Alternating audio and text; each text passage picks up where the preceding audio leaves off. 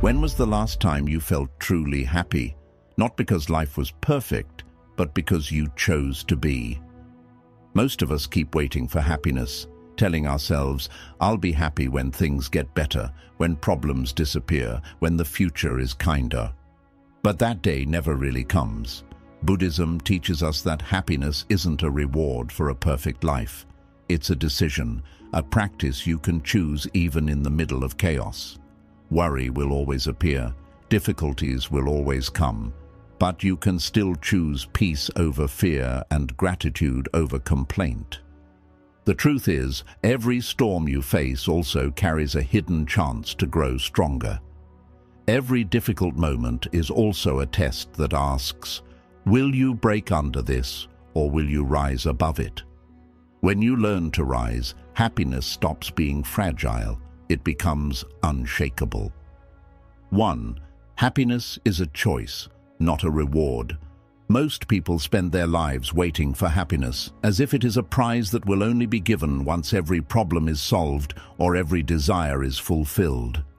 They say to themselves, I will be happy when I earn enough money, when I find the right person, when my life is free of stress, when everything finally goes my way. But this way of thinking creates a trap that never ends, because the truth is, problems never completely disappear.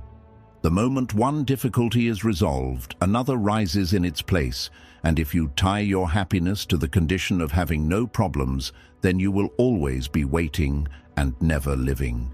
You will keep chasing happiness as if it is running away from you, always in the distance, never within reach. Buddhism teaches a very different understanding. Happiness is not the absence of suffering. It is the courage to meet suffering with a steady and peaceful heart. Life will always bring both light and shadow, joy and pain, calm and storms. If you are waiting for life to be perfect before you allow yourself to feel happy, you will be waiting forever. But if you decide to embrace happiness even in the middle of imperfections, then you begin to live fully. Happiness is not something that falls into your hands one day. It is something you create through the choices you make in each moment. Think about the mornings when you wake up. You always have a choice. Will you allow the weight of yesterday's mistakes, regrets, or burdens to dictate the way you feel today? Or will you release them and start again? Every new day is like a blank canvas, and your attitude is the brush. If you choose to paint with worry, resentment, and negativity, your day will reflect those colors. But if you choose to paint with gratitude, peace, and joy, then even an ordinary day becomes beautiful. Choosing happiness does not mean ignoring your problems or pretending that pain does not exist. It means refusing to give your problems the power to control your entire state of mind. Even when things go wrong, you can still smile, you can still find moments of laughter, you can still appreciate small blessings. It can be as simple as enjoying the taste of your tea, appreciating the sunrise, or being thankful for the breath flowing in and out of your lungs. These small choices train your mind to focus on what is good instead of drowning in what is bad. With practice, choosing happiness becomes a habit. At first, it may feel forced because your mind is used to complaining or worrying, but just like training a muscle, the more you practice, the stronger it becomes. Over time, you will realize that happiness is not a distant dream waiting for the future. It is something you carry with you right now, in this very moment. And when you live with this understanding, you no longer chase happiness as if it is running away from you. Instead, you realize it was always within your reach, waiting for you to choose it. 2. Worry is a thief that steals your present. Worry is one of the most powerful forces that steals away human joy. It begins silently with a small thought about something that might go wrong tomorrow or a memory of something that happened yesterday, but before long, it grows into a storm that occupies your entire mind. You find yourself lying awake at night, replaying old mistakes or imagining future problems that may never even happen. This habit of worrying tricks you into believing that by thinking about problems endlessly, you are protecting yourself. but in reality, all you are doing is weakening yourself. Worry never changes the outcome of tomorrow.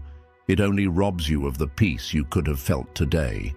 Imagine carrying two heavy bags, one filled with stones from the past, representing your regrets and mistakes, and another filled with stones from the future, representing your fears and uncertainties. Now picture trying to walk forward while carrying both of these burdens at the same time. How heavy would your steps feel?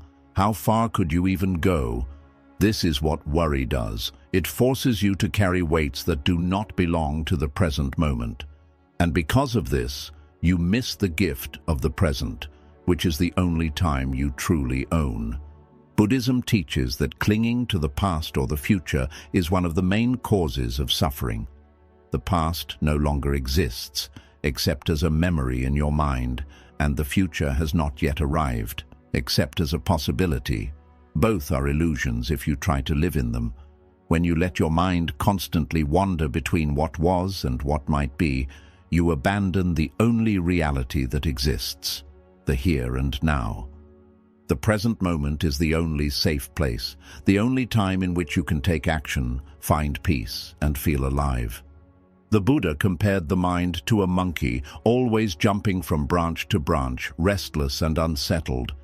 Worry is the same restless monkey. It does not allow you to sit calmly, to breathe, to simply exist. But when you bring yourself back to the present moment, when you take a mindful breath and remind yourself, I am here, I am alive, I am safe in this moment, you weaken the monkey's grip on your mind. Worry loses its power because it cannot exist when you are fully grounded in the now. Think about the times you were so deeply engaged in something simple, like listening to music, walking in nature, or talking with a loved one, that you forgot your troubles for a while. In those moments, worry disappeared because your mind was fully anchored in the present. That is the secret. Worry thrives only when you let your mind wander away. When you live with awareness, when you bring your attention back to this breath, this step, this action, you discover peace that was hidden underneath all along.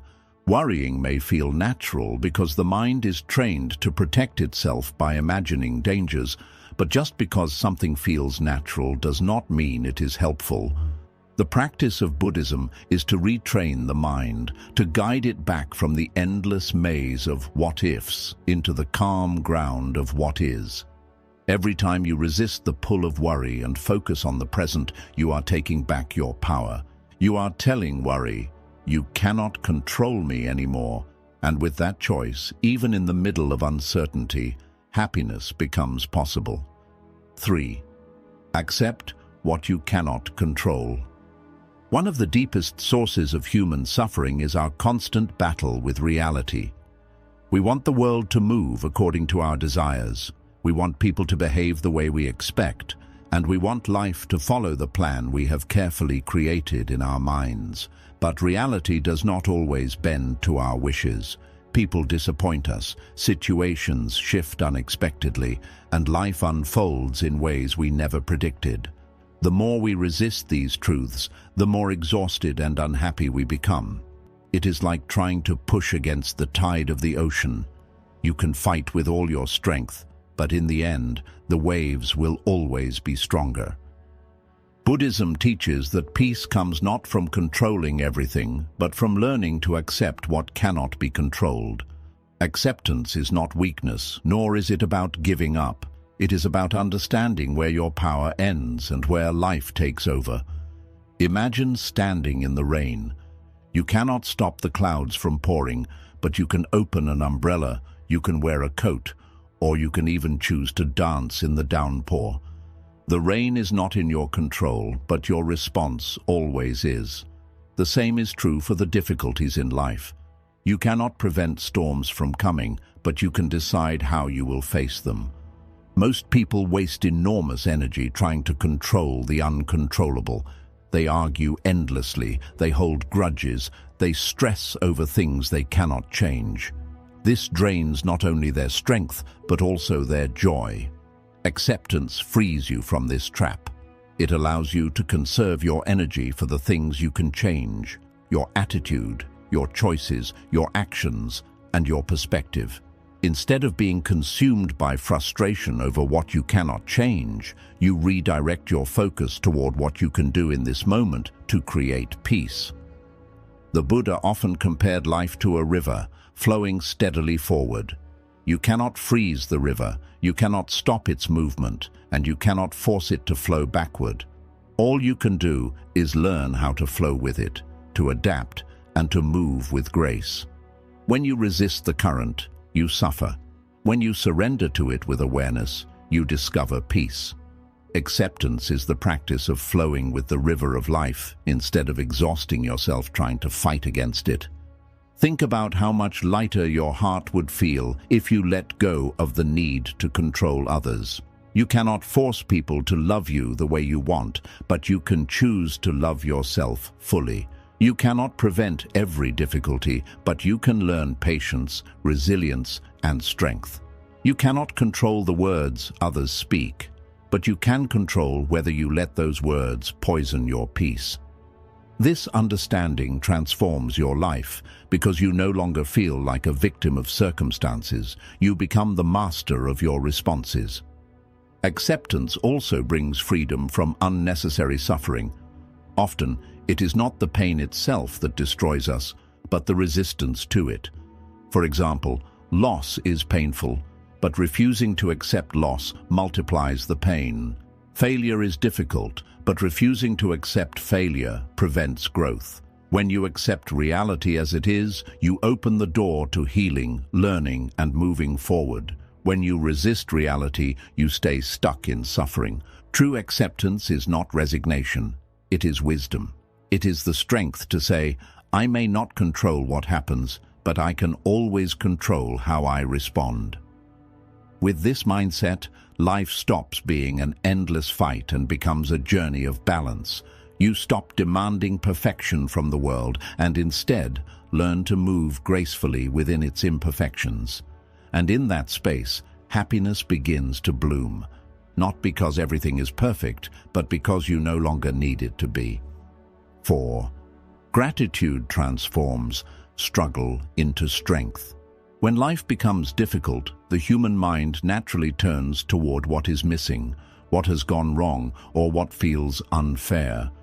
You look at the empty spaces instead of the blessings that remain, and this focus makes the pain heavier than it needs to be.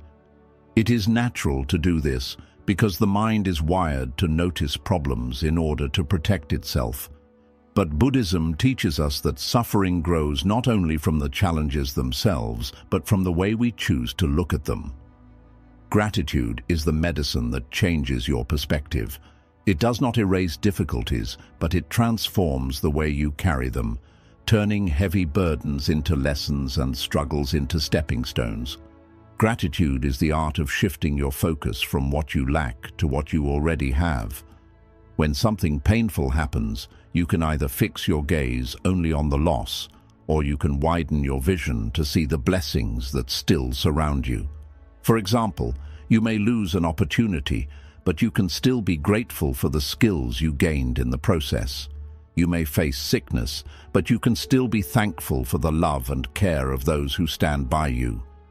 You may walk through disappointment, but you can still honor the strength that kept you moving forward. Gratitude does not deny hardship. It reveals that even in the darkest night, there are stars shining above if you are willing to look up. The Buddha taught that the mind becomes what it practices. If you practice complaining, you become skilled at seeing only the negative. If you practice gratitude, your eyes begin to notice the positive, even when it hides beneath the surface. Gratitude trains the heart to open in all seasons, not only when life is comfortable. It teaches you to see beauty in ordinary things, the warmth of sunlight on your face, the laughter of a child, the simple gift of breath that fills your lungs without asking for payment. These may seem small, but when you pay attention to them with awareness, they become powerful reminders that life, even in its struggles, is still a blessing. When hardship arrives, gratitude is what prevents bitterness from taking root. Without it, Pain easily transforms into resentment, jealousy, or hopelessness. But with it, the same pain can shape you into someone wiser, stronger, and more compassionate. Gratitude shifts your story from "life is against me" to "life is teaching me." Instead of drowning in sorrow, you begin to rise with resilience because you recognize that your struggle is not the end. It is part of your growth. Think about a person who has lost almost everything, yet still smiles and finds reasons to thank life. Their peace does not come from having a perfect situation, but from training their mind to see blessings where others see only despair. That is the power of gratitude. It builds an inner strength that no circumstance can shake. When you say thank you, even in times of pain, you break the chain of negativity and open the door to hope. Gratitude is also contagious. When you live with a grateful heart, your energy changes and people around you feel it. You inspire others to look at their own lives differently. You remind them that no matter how heavy life becomes, there are always things worth appreciating. Gratitude not only transforms your own struggle into strength, it spreads light to others who walk through their own darkness. So the next time life feels unfair, pause and ask yourself, what can I still be grateful for in this moment?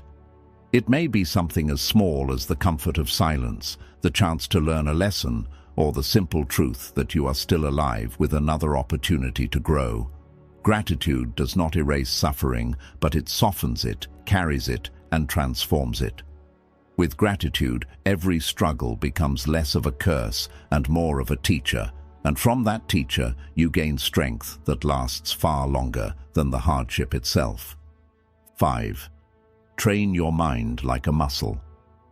Happiness is not something that appears by chance, nor is it a gift that life suddenly drops into your hands. It is something you must build, shape, and strengthen, just like a muscle. If you want your body to grow strong, you do not wait for it to happen on its own. You commit to training, to repetition, to discipline. The same principle applies to the mind. The mind is like a field. If left unattended, weeds of worry, fear, and negativity will quickly grow. But if you cultivate it daily with discipline, mindfulness, and awareness, it becomes fertile ground where peace and happiness can thrive. Many people believe that their moods control them, that emotions come and go like storms, and there is nothing they can do. But Buddhism teaches us that the mind is not fixed. It can be trained, reshaped, and strengthened with practice. Just as water can carve valleys over time, small, consistent practices shape your mind into one that naturally seeks calm and joy instead of fear and chaos. This does not happen in a single day. Training the mind requires patience, effort, and a willingness to start again each time you stumble. Meditation is one of the most powerful tools for this training. When you sit quietly and focus on your breath, you are not escaping life. You are practicing mastery over your thoughts. You notice the restless chatter of the mind, the constant stream of worries, regrets, and distractions. Instead of being carried away by them, you learn to watch them as if they are clouds passing through the sky. You realize that thoughts are not commands. They are simply visitors in your mind. With time, this practice weakens the grip of negativity and builds the strength of calm awareness. Mindfulness is another exercise for the mind. It is not only about sitting still, but about living with attention in everything you do. When you eat, you focus on the taste and the nourishment instead of rushing through it, distracted. When you walk, you feel each step connecting with the earth instead of being lost in thoughts about tomorrow. These small practices may seem simple, but they rewire the brain, training it to stay present instead of wandering into worry or regret.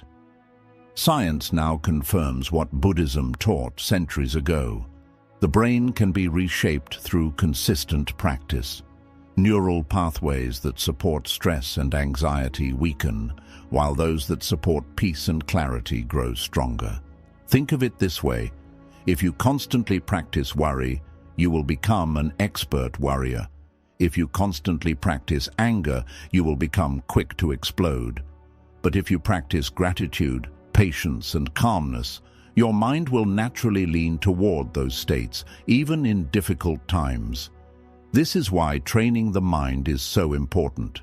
You cannot expect happiness to appear when you face challenges if you have not prepared your mind beforehand. Just as a soldier trains before battle and a musician practices before performing, you must train your mind daily to remain steady when life tests you. At first, this training may feel uncomfortable. The mind will resist, pulling you back into old habits of complaining or overthinking. But every time you catch yourself and redirect your thoughts, you are building strength. Every time you pause before reacting, you are building discipline. Every time you choose peace over anger, you are reinforcing a new way of living. Slowly, these small victories add up until happiness is not just a temporary feeling, but a stable foundation within you. The Buddha once said, "Whatever a monk frequently thinks and ponders upon, that will become the inclination of his mind." This means that what you repeat becomes who you are. If you train your mind with mindfulness, presence, and gratitude, then peace will no longer feel like an effort. It will become your natural state. And once happiness is rooted deep within you, no storm outside can easily shake it. 6. See struggles as teachers. When we think about struggle, the first thought that often arises is to escape it, to fight against it, or to wish it never existed. Struggle is uncomfortable, it brings pain, and it makes us question our strength. Yet if you look closely at life, you will realize that some of your greatest growth has not come from moments of ease, but from the very hardships you once prayed would disappear. Struggles are not accidents. They are not signs that life is against you. They are part of the natural flow of existence, placed in your path to awaken something greater inside you. Buddhism teaches us that suffering is not punishment, it is a teacher. And like every great teacher, it arrives with lessons that can transform your life if you are willing to learn from them. Think about the moments in your life when you felt broken, when nothing seemed to go right, and when you wondered if you would ever make it through. At that time, it may have felt like the end of everything. Yet when you look back now, you may notice that those very experiences shaped you into who you are today. Perhaps a failure taught you humility, a loss taught you the depth of love, or a challenge taught you patience. This is the hidden nature of struggle. On the surface, it feels like a burden, but beneath, it carries wisdom that cannot be learned in comfort. The Buddha once said, "The lotus flower blooms most beautifully from the deepest and thickest mud." This teaching is a reminder that the most beautiful growth often comes from the most difficult environments. Just as the lotus cannot bloom without the mud, your spirit cannot rise to its full strength without being tested by struggle. If life were always easy, you would never discover the depth of your resilience or the vastness of your potential. Comfort rarely shapes character, struggle does. When hardship comes, most people ask the question, "Why me?" This question traps the mind in self-pity, anger, or blame. But a more powerful question is, what is this teaching me? This shift in perspective is the difference between being broken by struggle and being transformed by it. Every difficulty holds a hidden lesson, but you can only discover it if you are willing to stop resisting and start listening. For example, when someone betrays you instead of drowning in bitterness, you might learn the importance of discernment and self-respect. When you face financial hardship, instead of collapsing in despair, you might learn creativity, discipline, and the value of simplicity. When you experience rejection, instead of believing you are unworthy, you might learn that rejection is often redirection towards something better. Buddhist philosophy sees suffering as a path to awakening. Pain shakes us out of our illusions and forces us to see life more clearly. It strips away arrogance, comfort, and false attachments, leaving behind the essence of who we really are. Without struggle, many of us would continue living on the surface of life, chasing shallow goals and ignoring the deeper truths of existence. But struggle has a way of pulling us down into the depths of our soul, where we confront our fears, our attachments, and our illusions. In this way, struggle is not your enemy, it is your guide. Consider the story of a young tree. If a tree grows in a place where there is no wind, where conditions are always gentle, its roots remain weak. The moment a storm arrives, the tree is easily torn apart. But if a tree grows where winds are strong and conditions are harsh, it is forced to dig its roots deeper into the soil. Those struggles make the tree unshakable. Human beings are no different. Without struggles, we remain shallow and fragile, easily broken by life's storms. But with struggles, our roots grow deeper. We develop resilience, patience, and wisdom that no comfort could have given us. One of the greatest lessons struggle teaches is impermanence. When we go through suffering, we often feel as though it will last forever. But Buddhism teaches that everything in life is temporary. Pain rises, but it also falls. Seasons of difficulty come, but they also go. Struggles remind us of this truth.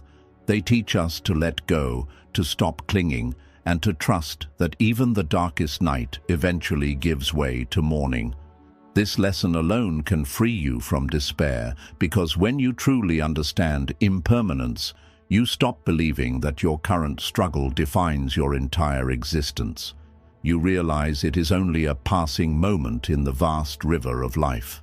Struggles also teach compassion. When you have never suffered, it is easy to look at the pain of others with judgment or indifference.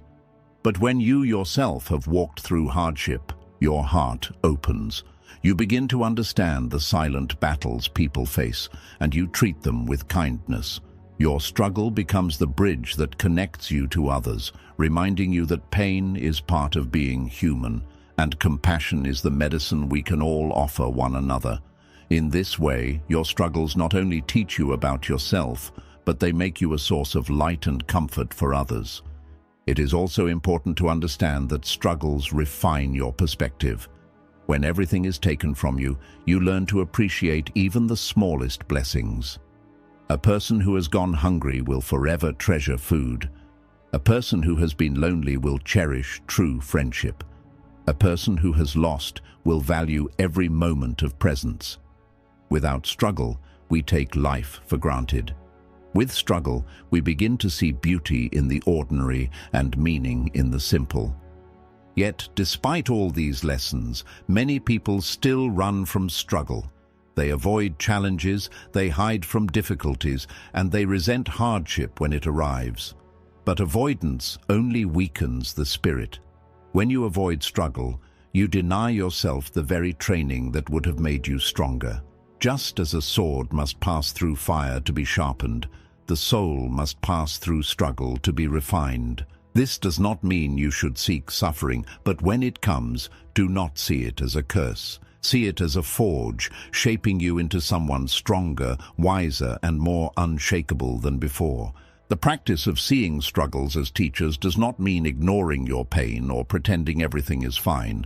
It means embracing reality fully and choosing to extract wisdom from it. Cry if you must, rest if you must, but do not let your suffering go to waste. Let it teach you. Let it guide you. Let it carve strength into your heart that will remain long after the pain has faded. In the end, the struggles you face are not meant to destroy you. They are meant to reveal you. They are mirrors showing you where you need to grow, torches lighting the path toward deeper wisdom, and bridges leading you to greater resilience. The Buddha's path was not free of struggle. In fact, it was through his confrontation with suffering that he reached enlightenment. In the same way, your struggles may be the very doors through which you step into a higher, freer version of yourself. So the next time hardship visits you, instead of saying, "Why me?" try saying, "Teach me." Instead of resisting, lean into the lesson. Instead of drowning in self-pity, rise with awareness. Your struggles are not here to break you, they are here to awaken you. And once you begin to see them as teachers, you will no longer fear them. You will walk through them with courage, knowing that each difficulty is not the end of your story, but the beginning of a stronger chapter. 7. Happiness is an inside job. For most of our lives, we are taught to look outside ourselves for happiness. From a young age, we are told that once we achieve success, once we find love, once we gather wealth, or once we reach some perfect point in the future, then, and only then, will happiness arrive. This way of thinking keeps us chasing endlessly, running from one goal to the next, believing that happiness is always just one step away. But Buddhism offers a different truth, a liberating truth. Happiness does not come from the outside. It comes from within. Happiness is not a gift that someone else can hand you, nor is it a prize that the world awards you for your achievements. It is a state of being that you cultivate, protect, and nurture inside yourself, regardless of what is happening around you. Think for a moment about people who seem to have everything: wealth, beauty, recognition, and comfort, yet still feel empty, restless, or unsatisfied. On the other hand, there are those who appear to have very little, who live with modest means and yet radiate a deep peace and joy that cannot be shaken. The difference is not in their circumstances, but in where their happiness comes from. If your happiness is tied to external things, then it will always be fragile. Money can be lost, relationships can change, health can decline, and recognition can fade. But if your happiness is rooted within yourself, in your own heart and mind, then nothing outside of you can easily destroy it. The Buddha once said, "No one saves us but ourselves. No one can and no one may. We ourselves must walk the path." This teaching reminds us that true freedom and true happiness are responsibilities we must take upon ourselves. If you are waiting for someone else to make you happy, you will always be at the mercy of others. If you are waiting for perfect conditions to arrive, you will wait your entire life. But the moment you take ownership of your happiness, the moment you recognize that it is an inside job, you step into a power that cannot be taken away from you. Happiness is born from the way you choose to see life. Two people can face the same challenge. One falls into despair, the other finds meaning and growth. The external event is the same, but their internal response is different. This shows us that happiness does not depend on what happens to you, but on how you interpret it, how you respond, and what you choose to focus on. You cannot control the storms that arrive, but you can always control the state of your mind. A calm mind is like a strong boat. It will carry you through even the roughest waters. So how do we build happiness from within? One of the first steps is learning to release attachment. Much of our suffering comes from clinging too tightly to things outside of us, possessions, people, recognition, or outcomes.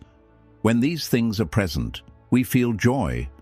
When they are gone, we fall into despair. But Buddhism teaches impermanence. Everything in this world is temporary.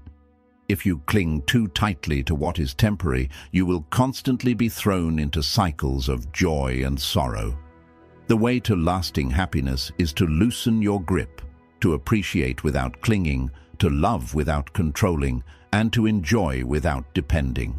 In this way, happiness becomes steady, because it no longer depends on what is outside, but on your own inner balance. Another step is cultivating self-awareness. The mind often runs wild, pulled in every direction by desires, fears, and habits. You may think you are in control, but often your thoughts and emotions control you. By practicing mindfulness, by sitting quietly and observing your breath, your feelings, and your thoughts, you begin to see yourself more clearly. You realize that you are not your fears, not your worries, not even your passing emotions. You are the awareness behind them. This awareness is calm, unshaken, and free. The more you rest in this awareness, the less power external events have over you. You begin to experience happiness not as a fleeting emotion, but as a steady state of being. Happiness also grows when you align your life with values rather than appearances. Many people chase things that look good to the world but feel empty inside. They pursue wealth, status, or attention, believing these will bring fulfillment. Yet when they achieve them, they often feel a strange hollowness. Why? Because they were living for the eyes of others instead of the truth of their own soul. Real happiness comes when your actions match your deepest values, when you live with integrity, when you are kind, when you help others, when you follow a path that feels meaningful to you. This kind of happiness cannot be bought or stolen. It arises from within, and it strengthens you with every choice you make. Consider also how happiness multiplies when you let go of comparison. One of the greatest thieves of inner peace is measuring your life against others. When you constantly compare, you are handing your happiness over to someone else's journey. Buddhism teaches that each person's path is unique, like a river flowing in its own direction. You cannot walk another's path, nor should you. When you focus on your own growth, your own progress, and your own blessings, you stop being distracted by what others have and begin to appreciate the richness of your own life. In this way, your happiness becomes independent, no longer chained to the endless race of comparison. A powerful truth about happiness is that it grows when shared. Even though happiness is an inside job, it is not meant to be kept locked away. When you nurture peace within yourself, it naturally overflows into the world around you. A calm and joyful person uplifts others without even trying. Their energy spreads like sunlight, warming all it touches. This is why Buddhism emphasizes compassion and loving kindness. By giving to others, by offering kindness and support, you strengthen your own happiness. You realize that joy is not reduced when shared, it is multiplied. It is also essential to understand that happiness from within is not the same as constant excitement or pleasure. Many people confuse happiness with stimulation, entertainment, thrills, or temporary highs. These things are fleeting, and when they fade, they often leave emptiness behind. True inner happiness is quieter, deeper, and more enduring. It is the calm contentment of knowing that even if nothing changes outside, you are still at peace inside. It is the ability to sit alone and feel whole, the ability to face challenges without losing yourself, and the ability to smile simply because you are alive. This happiness does not depend on conditions. It depends on awareness, gratitude, and acceptance. Let us imagine two individuals. The first depends on external things for happiness. When praised, they feel joy. When criticized, they feel pain. When circumstances are good, they feel hopeful. When things fall apart, they feel crushed. Their happiness rises and falls like a fragile boat tossed by waves. The second has cultivated happiness from within. They appreciate good times, but they are not enslaved by them. When difficulties arrive, they feel the pain but remain anchored in peace. Their joy is steady because it is not built on sand, but on the solid ground of inner strength. Which person do you wish to be? The answer lies in whether you choose to seek happiness outside or build it within. The journey to inner happiness is not easy, but it is worth everything. It requires discipline, mindfulness, and patience. It asks you to stop chasing illusions and to start cultivating truth. It asks you to take responsibility for your own state of mind instead of blaming the world. And most importantly, it reminds you that happiness is already inside you. It has always been there, waiting beneath the noise of worry, fear, and desire. When you quiet the mind, when you practice acceptance, gratitude, and compassion, that inner light begins to shine again. In the end, happiness is not something you need to find. It is something you need to uncover. Like the sun hidden behind clouds, your happiness is already present. The clouds may come and go, but the sun remains. Once you realize that happiness is an inside job, you stop waiting for life to be perfect and start living fully in the moment. You stop chasing and start being. And in that being, in that awareness, you discover a joy that no loss can steal, no storm can shake, and no outside force can destroy. So remember, the world can offer pleasures, but true happiness is your responsibility. It lives inside you, in your choices, in your awareness, in your perspective. Protect it, nurture it, and let it grow. Because once happiness is rooted within, you become unshakable. Life may change, people may come and go, seasons may rise and fall, but your inner joy will remain, shining like a steady flame, guiding you through every chapter of your journey. 8. The silent power of letting go. One of the greatest illusions we carry through life is the belief that holding on makes us stronger, that clinging tightly to people, things, memories, or expectations will keep us safe and complete. We grip onto relationships long after they have broken. We cling to possessions as if they can give us identity. We replay past mistakes over and over in our minds as if they could change, and we hold tightly to imagined futures that may never arrive. This constant grasping, this endless attachment, creates a life of tension, fear, and exhaustion. Buddhism teaches that one of the deepest truths of happiness lies in the art of letting go. To let go is not weakness, it is not carelessness, and it is not indifference. To let go is to release the chains that bind your spirit, to free your mind from the weight of what it was never meant to carry, and to allow life to flow as it was always meant to. Think about water for a moment. When you hold water tightly in your fist, it slips away through your fingers. But when you open your palm and allow it to rest gently, it stays. This is the same with life. The more tightly you cling, the more you lose. The more gently you allow, the more peace you find.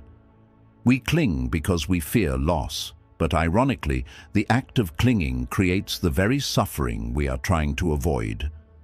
If you hold onto the past with bitterness, you lose the ability to experience the present with joy. If you cling to expectations about the future, you lose the ability to flow with what life actually offers you. Letting go is not losing. It is choosing freedom over suffering. The Buddha spoke of attachment as the root of suffering. He taught that everything in this world is impermanent. Every object will eventually fade, every relationship will eventually change, and every moment will eventually pass. To deny this truth is to set yourself up for endless disappointment, but to accept it is to step into peace. Imagine carrying a rope tied to a heavy stone, dragging it everywhere you go. That rope is your attachment, your refusal to release. The stone is your suffering, your burden. The moment you let go of the rope, you are free. The stone may still exist, but it no longer weighs you down. This is the silent power of letting go. Letting go does not mean you stop caring. It does not mean you detach from love or compassion. It means you stop trying to control what is beyond you. It means you allow people to be who they are instead of forcing them into your expectations. It means you accept that some things are not meant to stay, some doors are not meant to open, and some chapters are not meant to last forever. To let go is to respect the flow of life rather than fight against it. There are different levels of letting go. The first is letting go of the past. Many people are prisoners of yesterday. They carry regret like chains, replaying old mistakes or wishing things had been different. But the past is gone. It exists only in your memory. You cannot change it, but you can change how you relate to it. Letting go of the past means learning the lessons it offered, taking the wisdom it gave you, and then releasing the pain so you can walk forward unburdened. The second level is letting go of expectations. Expectations are silent contracts you create with life, with others, and with yourself. You imagine how things should be, how people should treat you, how events should unfold. When reality does not match these expectations, suffering appears. This is not because reality is cruel, but because your mind refused to accept it as it is. Letting go of expectations means meeting life openly without demanding that it conform to your script. It means replacing "this should not be happening" with "this is happening. How can I respond with wisdom?" The third level is letting go of control. Most suffering comes from trying to control what is uncontrollable. You cannot control the weather, the economy, or the actions of other people. You cannot stop time, you cannot prevent change, and you cannot control every outcome, but you can always control your response. Letting go of control means shifting your focus from the external to the internal, from what you cannot change to what you can. It means releasing the exhausting attempt to hold the world in your hands and instead mastering the only thing you truly own, yourself. There is also the level of letting go of identity. Many of us cling tightly to the roles we play, our job titles, our reputation, our status, our possessions, our image. We build walls of ego, believing that these things define us, but when they change, as they inevitably will, we feel lost and broken. Buddhism teaches that the self is not fixed. It is fluid, ever-changing. To cling to a rigid identity is to deny your own growth. Letting go of identity means recognizing that you are not your job, not your possessions, not even the stories you tell about yourself. You are deeper than all of these. You are the awareness behind them. Letting go also requires trust. It asks you to believe that even if you release, you will not collapse. Many people resist letting go because they believe that if they stop controlling, everything will fall apart. But look at nature. The trees let go of their leaves each autumn, and yet they bloom again in spring. The river lets go of each drop of water, yet it never runs dry. Life is built on cycles of letting go and renewal. Trusting this truth allows you to release with courage. One of the most powerful practices of letting go is forgiveness. To forgive is not to say that what someone did was right. It is not to erase the memory or ignore the pain. To forgive is to release the hold that anger and resentment have on your heart. Holding on to anger is like drinking poison and expecting the other person to suffer. You harm yourself far more than anyone else. Forgiveness is letting go of the rope, choosing peace for yourself, rather than carrying bitterness that burns your spirit. Letting go also teaches humility. It reminds you that you are not the master of the universe, that you cannot bend life entirely to your will. And that is not a weakness, it is a wisdom. When you let go, you become lighter. You move with the flow of life rather than exhausting yourself fighting against it.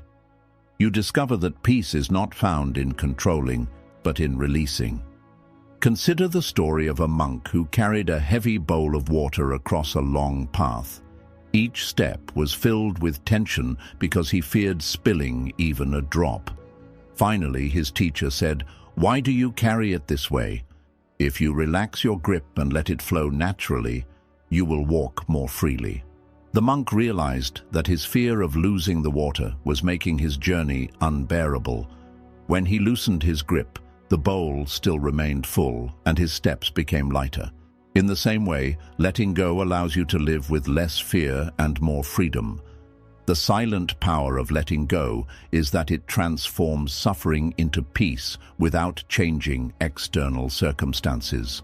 The world remains the same, but you are no longer chained to it. The past may still exist, but it no longer controls you. People may still act as they do, but their behavior no longer dictates your happiness. The future may still be uncertain, but uncertainty no longer terrifies you. You become free, not because life has changed, but because you have. When you learn the art of letting go, you step into a new kind of strength, a strength that is not loud or forceful, but steady and unshakable. You no longer waste your energy gripping what was never yours to hold.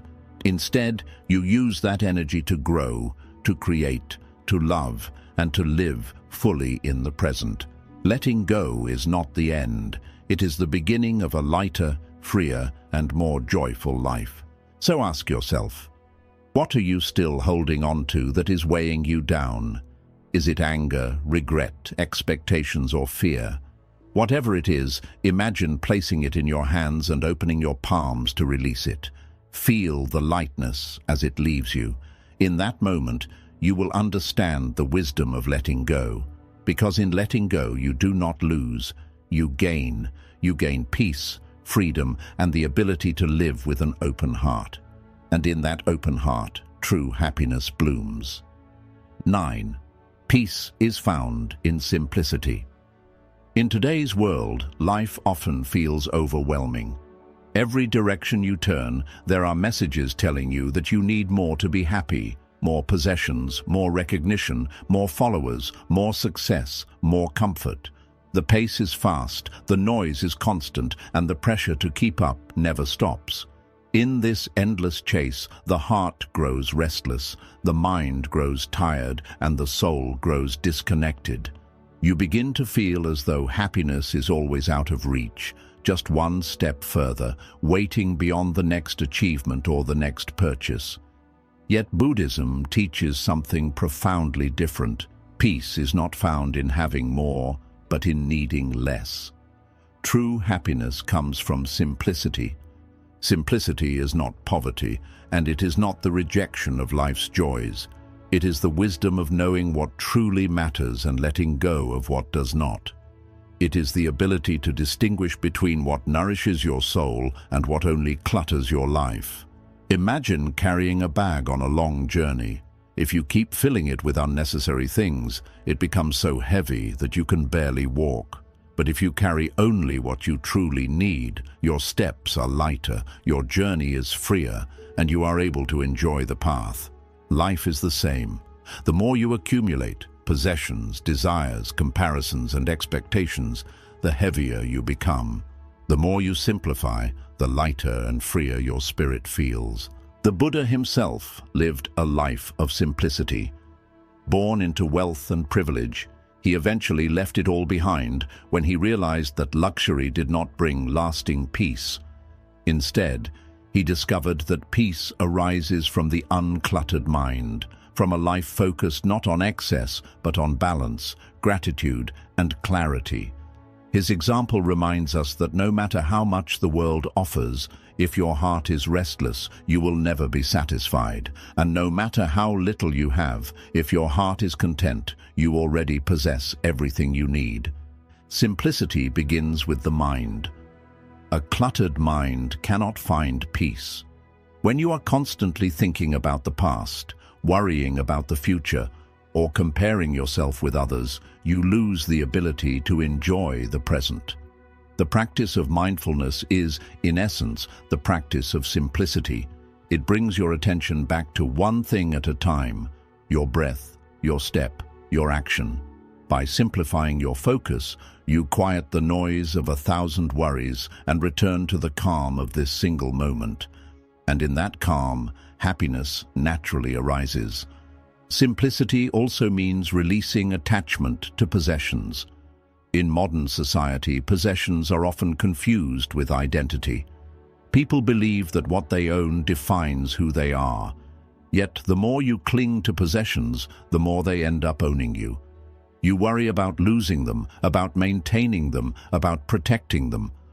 The joy they once brought fades quickly, leaving behind only the weight of responsibility.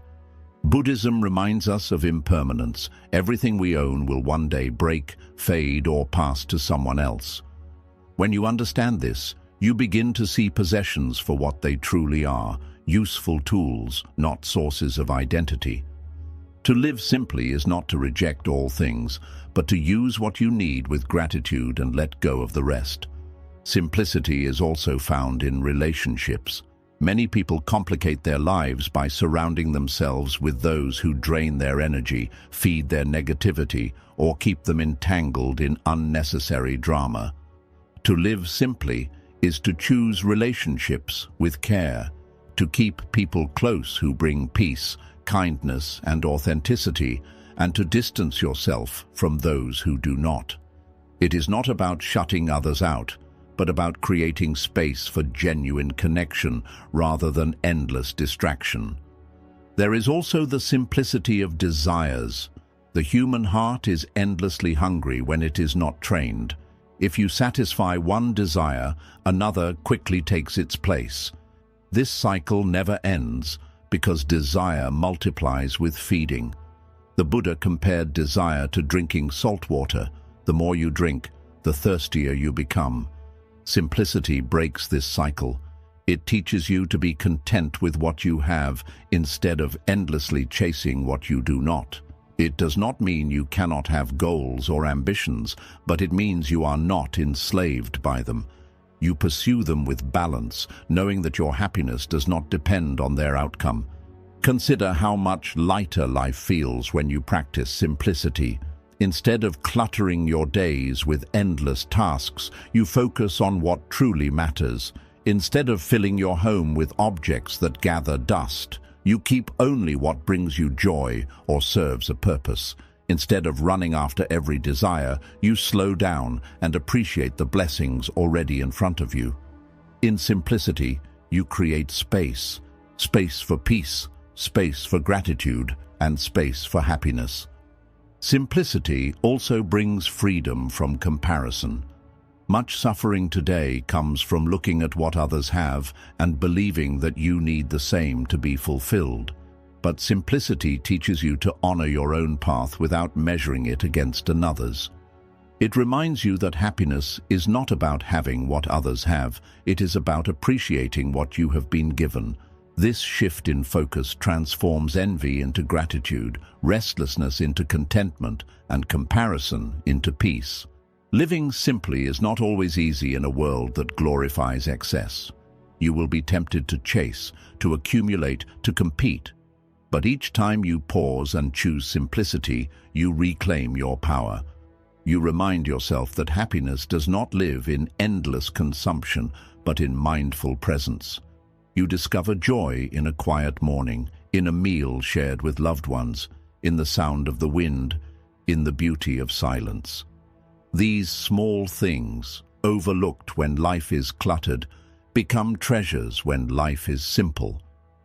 One of the most profound aspects of simplicity is that it reveals truth.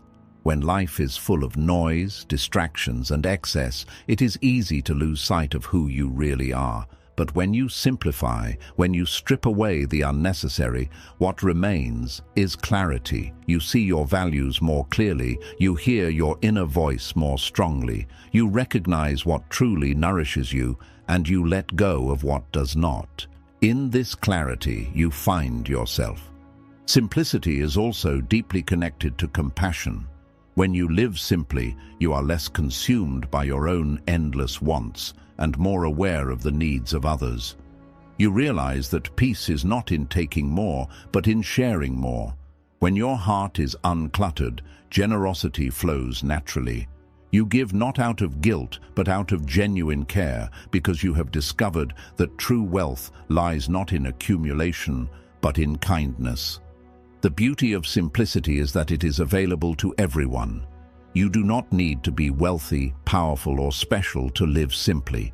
It does not depend on circumstances, it depends on perspective. It begins with a single choice: to stop complicating life with unnecessary desires and to start appreciating what is already here. From that choice, peace begins to grow. Imagine yourself sitting quietly under a tree with no distractions, no noise, no rush. Just you, your breath, and the present moment. In that simplicity, there is peace. In that peace, there is happiness. This is the essence of the lesson. Happiness is not hidden in the extraordinary. It is found in the ordinary once you strip away the clutter. So ask yourself, what in your life can you simplify today? What possessions, habits, or thoughts are weighing you down?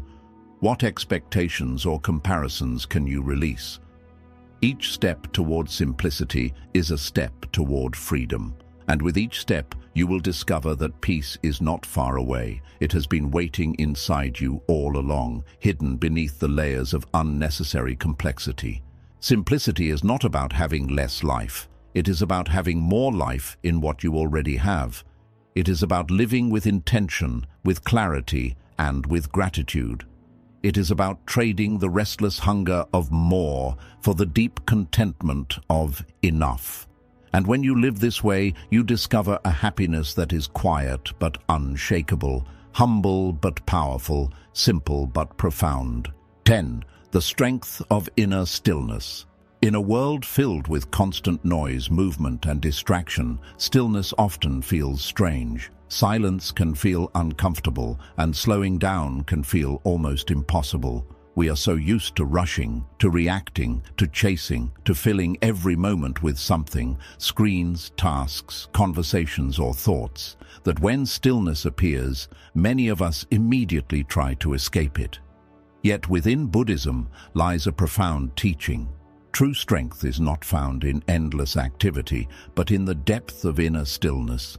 Stillness is not emptiness, it is not laziness, and it is not weakness. Stillness is power. It is the quiet ground upon which clarity grows, the silent space in which wisdom awakens, and the calm center from which happiness naturally arises. Most people think strength is about force, speaking louder, moving faster, achieving more. But what good is force if the mind is restless, if the heart is unstable, if the soul is lost in chaos? Real strength is the ability to remain calm when the world shakes, to hold peace in your heart when storms surround you, and to act with clarity when others are blinded by emotion. This strength does not come from outside. It is cultivated in the silent depths of your own being. The Buddha often compared the mind to a lake. When the water is stirred and agitated, you cannot see clearly into its depths. But when the water becomes still, its surface reflects everything with clarity. In the same way, when your mind is restless, clouded with worry, anger, or desire, you cannot see life as it truly is. Your thoughts are distorted, your judgments are clouded, and your actions are reactive rather than wise. But when your mind becomes still, when you learn to rest in inner silence, life reflects itself clearly. You see things as they are, not as your fears or illusions paint them. In this clarity, you find strength.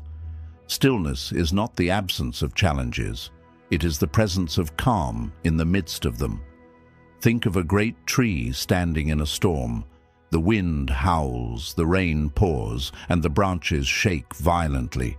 But deep beneath the surface, the roots are still. They anchor the tree, keeping it upright and unbroken. Your inner stillness is like those roots. When cultivated, it keeps you grounded through the storms of life. Without it, you are easily swayed, thrown around by every difficulty, every criticism, every fear. With it, you remain steady, able to bend without breaking. Cultivating inner stillness begins with awareness. You cannot be still if you are constantly running from yourself. Many people avoid silence because they fear what they might find within, their regrets, their pain, their unresolved emotions. But facing yourself is the first step to stillness. Sit quietly, breathe, and allow your thoughts to rise and fall without chasing them. At first, the mind will resist. It will jump from memory to worry, from desire to distraction. But slowly, with practice, it begins to calm. The storm of thoughts softens, and in the space between them, stillness begins to emerge. This stillness is not just a practice for meditation, it is a way of living. You can carry stillness into your daily life by slowing down and paying attention. When you eat, eat slowly, tasting each bite. When you walk, walk with awareness of each step. When you listen to someone, listen fully, without planning your reply or judging their words. Each of these acts is a seed of stillness. The more seeds you plant, the stronger your inner calm grows. Stillness also gives you mastery over emotions. Most people are controlled by their feelings. They get angry and lash out. They feel fear and freeze. They feel desire and chase blindly. But when you have stillness, you create space between emotion and reaction. You feel the anger rising, but you do not let it rule you. You feel the fear creeping in, but you do not let it paralyze you. You feel desire stirring, but you do not let it drag you away. This space, the pause created by stillness, is where wisdom lives. It is in that pause that you can choose how to respond rather than react blindly. One of the greatest benefits of stillness is clarity. When the mind is noisy, decisions feel impossible. You jump between options, second-guess yourself, and feel overwhelmed. But when the mind is still, clarity arises naturally. You begin to sense what is right without forcing it. You hear the quiet voice of your inner wisdom, which is often drowned out by the noise of constant thinking. Many of life's answers do not come from more effort, but from more stillness. When you stop pushing, the truth often emerges on its own. Stillness also heals. Stress, worry, and endless activity drain not only the mind but the body as well.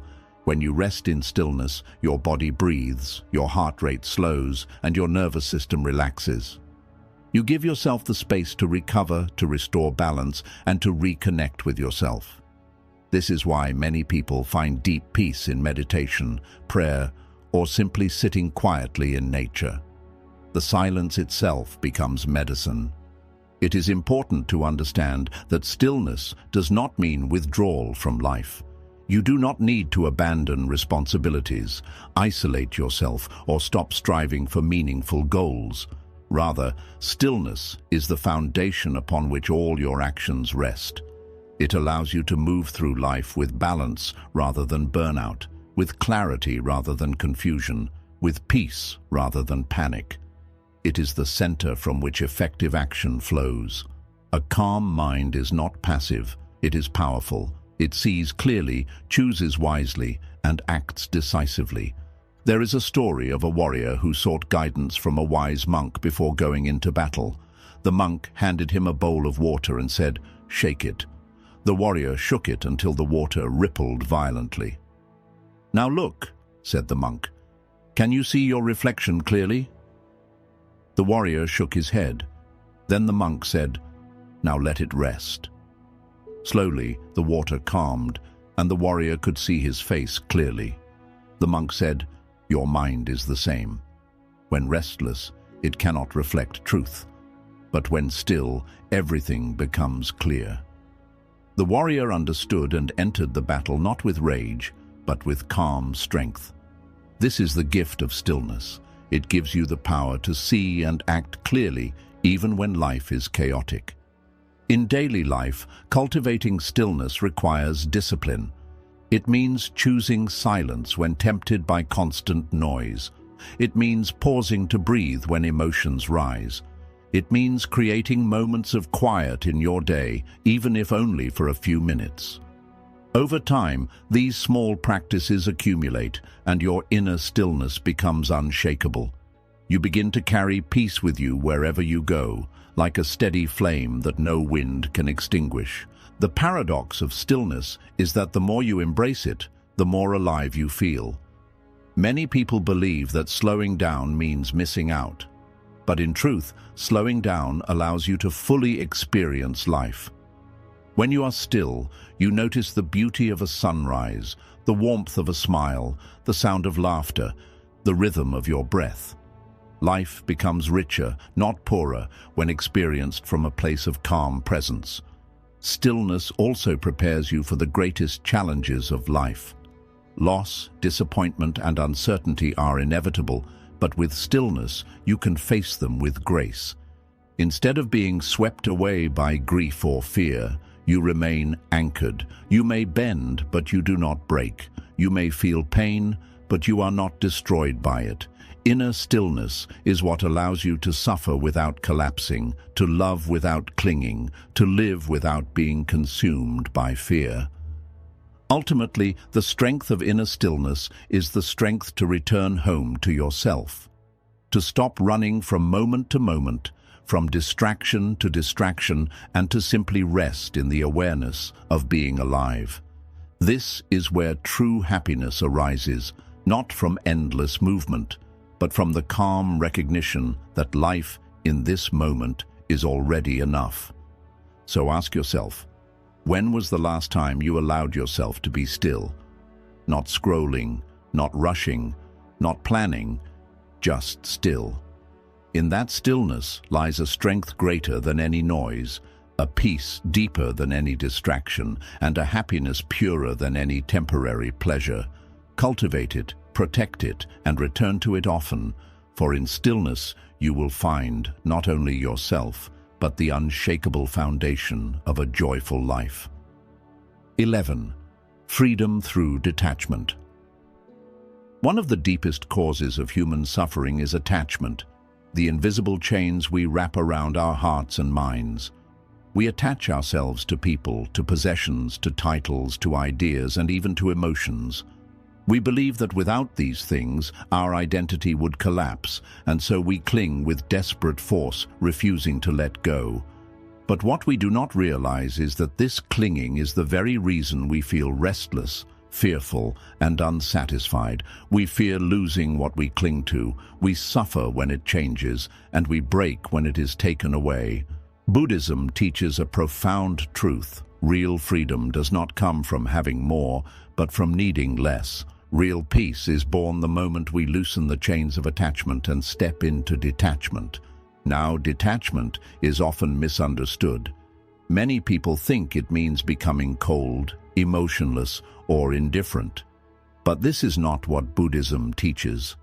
Detachment is not the rejection of life. It is the liberation of the heart from clinging. It means loving without trying to possess, enjoying without fearing loss, living fully without being enslaved by desire. Detachment allows you to hold life gently, to experience it with gratitude, and to release it when the time comes. In this way, it brings not emptiness, but fullness. For when your happiness is no longer tied to fragile things, it becomes unshakable. Consider how much of your suffering comes from attachment. You love someone deeply, but instead of allowing them to be free, you cling, fearing they may leave. When they disappoint you or change, you feel pain, not because love itself hurts, but because your attachment demanded permanence in a world where nothing is permanent. You work hard to build wealth, but instead of using it wisely, you cling to it, fearing loss. When it decreases, you suffer, not because money has meaning on its own, but because your attachment tied your self-worth to it. You chase success, recognition, or status, but when these fade, as all things do, you feel worthless. Once again, it is not the things themselves, but the attachment to them that creates suffering. The Buddha explained this truth through the concept of impermanence. Everything in life is temporary. People change, relationships shift, possessions decay, and even the body itself ages and weakens. When you cling to what is temporary, you set yourself up for suffering, because eventually it will change. Detachment is the wisdom of accepting impermanence. It is the courage to say, I will love, I will enjoy, I will participate fully in life, but I will not demand that anything last forever. This acceptance transforms suffering into peace. Think of holding sand in your hand. If you clutch it tightly, it slips through your fingers. But if you hold it gently, it stays. Detachment works the same way. When you hold life gently, you experience it fully. When you clutch it with fear and demand, you lose it and suffer in the process. Detachment is also about letting go of false identities. Many of us attach ourselves to the roles we play, our job, our reputation, our titles. We say, I am a doctor, I am a teacher, I am successful, I am respected. These may be true for a time, but they are not who you truly are. When those roles change, as they inevitably will, your sense of self should not collapse. You are not your job, your status, or your possessions. You are the awareness behind all of these. Detachment reminds you to hold lightly even the identity you build, so that when life changes, you do not shatter, you simply adapt and continue forward. Another aspect of detachment is freedom from desire. Desire itself is not evil, but when uncontrolled, it enslaves the mind. You achieve one goal, but almost immediately, another desire takes its place. You buy something new, and within weeks the joy fades, replaced by a craving for the next thing. This cycle never ends. Buddhism teaches that unchecked desire is like fire. The more you feed it, the larger it grows, until it consumes you entirely. Detachment is the practice of stepping back from this fire. It does not mean rejecting all desires, but it means not being controlled by them. You can have goals, dreams, and ambitions, but your happiness is not dependent on their fulfillment. When you live this way, you are no longer a prisoner of endless craving. You are free. Detachment also transforms how you relate to emotions.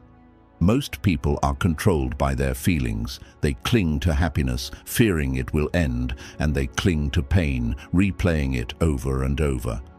But detachment allows you to see emotions as passing clouds. Joy comes, let it come. Pain comes, let it come. Both will pass. You do not need to cling to joy or resist pain. You simply allow them, learn from them, and release them. This does not make you less human, it makes you free. One of the greatest strengths of detachment is that it deepens love. At first, this may sound contradictory. How can detachment make love stronger? But think carefully. When love is full of attachment, it becomes suffocating. You demand from the other person, you try to control them, you fear losing them, and you measure their worth by how much they fulfill your needs. This is not pure love. It is love mixed with clinging. True love is free. It is generous. It is kind, and it does not demand ownership. Detachment allows you to love without chains, to give without fear, and to appreciate without clinging. This kind of love is deeper because it is based not on need, but on genuine care. Detachment also brings courage. Much of our fear comes from attachment, the fear of losing, of failing, of being rejected. But when you loosen your grip, fear begins to fade. If you are not clinging to wealth, you do not fear poverty. If you are not clinging to status, you do not fear criticism. If you are not clinging to permanence, you do not fear change. Detachment does not remove the storms of life, but it removes the fear of them, because you no longer demand that life give you what it cannot, eternal stability. Cultivating detachment is a gradual process. It begins with awareness. Notice where you cling. Notice the things, people, or outcomes you believe you cannot live without. Ask yourself, is this attachment creating peace or suffering? The more you observe, the more you see how much of your pain comes from clinging. The next step is practice. Start small. Practice letting go of little things. A minor irritation, a small possession you no longer need, an expectation that did not happen. Each time you release, you strengthen your ability to detach. Over time, this practice becomes part of who you are. One way to strengthen detachment is through mindfulness meditation. Sit quietly, focus on your breath, and watch your thoughts and emotions as they rise and fall. Do not cling to the pleasant. Do not resist the unpleasant. Simply observe, knowing that everything is passing. This simple practice teaches your mind the art of letting go. It trains you to stop grabbing at every thought, every feeling, every desire, and to rest instead in awareness. Detachment is not about abandoning life, it is about living more freely. When you are no longer chained to possessions, desires, or fears, you begin to experience life with greater joy. You appreciate what comes without demanding it to stay. You accept what leaves without collapsing in despair. You participate fully, but you remain free. This is true strength. Imagine walking through a beautiful garden. If you try to pick every flower, fearing they will disappear, you miss the beauty of the whole garden. But if you simply walk, appreciating each flower as it comes, you experience joy without clinging. Life is that garden. Detachment allows you to enjoy its beauty without turning it into a prison. The ultimate freedom comes not from holding tighter, but from letting go. When you release the chains of attachment, you discover a happiness that is not fragile, a peace that is not shaken by loss, and a strength that no circumstance can take away. This is the gift of detachment. It does not take life away from you. It gives life back to you. So ask yourself, what attachments are keeping you bound? What fears, possessions, or expectations weigh you down? Begin loosening your grip little by little. Learn to love without clinging, to live without craving, to feel without being enslaved. In that space, you will discover freedom, the kind of freedom that cannot be bought, stolen, or destroyed. And in that freedom, you will find true happiness. 12. The path of compassion. If there is one quality that has the power to transform not only your own life, but also the lives of everyone around you, it is compassion. Compassion is more than sympathy, more than kindness, and more than pity. It is the deep recognition of another being's suffering combined with the sincere wish to help alleviate it. It is the ability to see yourself in others, to feel their pain as your own, and to act with love even when it costs you something. In Buddhism, compassion, known as karuna, is not just a virtue, it is a path that leads the heart out of selfishness, out of fear, and into the vast freedom of love that asks for nothing in return. Most people live inside the prison of the self. They are consumed with their own desires, fears, and problems. Their happiness depends only on what happens to them personally.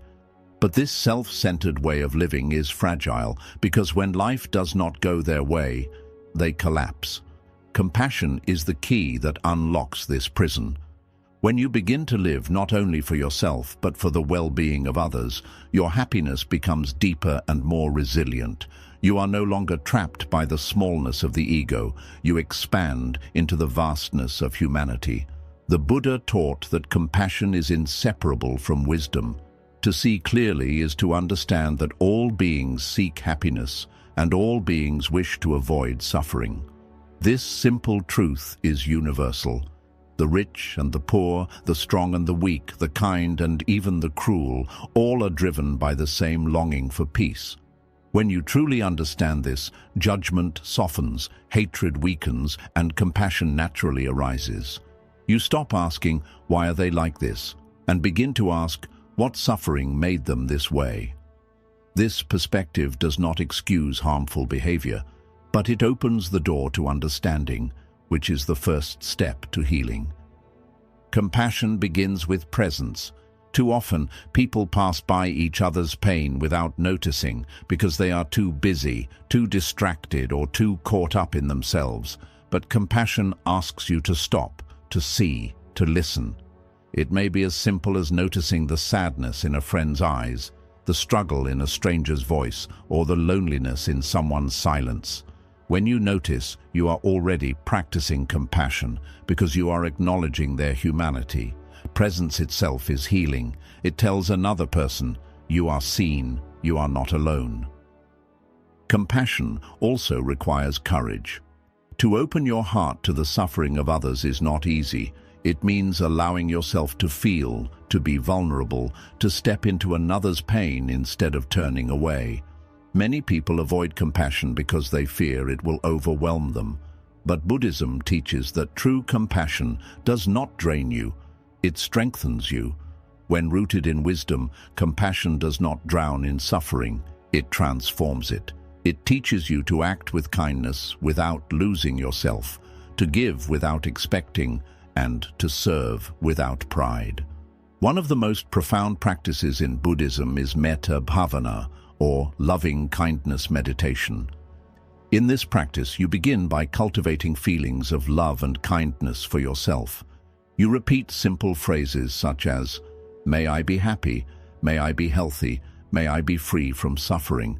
Then you extend these wishes to others, first to loved ones, then to neutral people, then even to those you struggle with, and finally to all beings everywhere.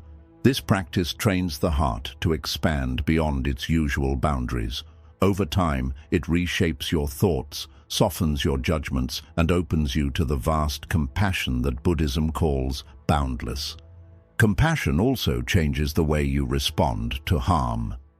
Without compassion, when someone hurts you, the instinct is to retaliate, to hold grudges, to wish them suffering in return.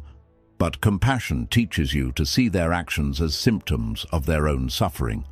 This does not mean allowing abuse or excusing injustice, but it means freeing yourself from the cycle of hatred.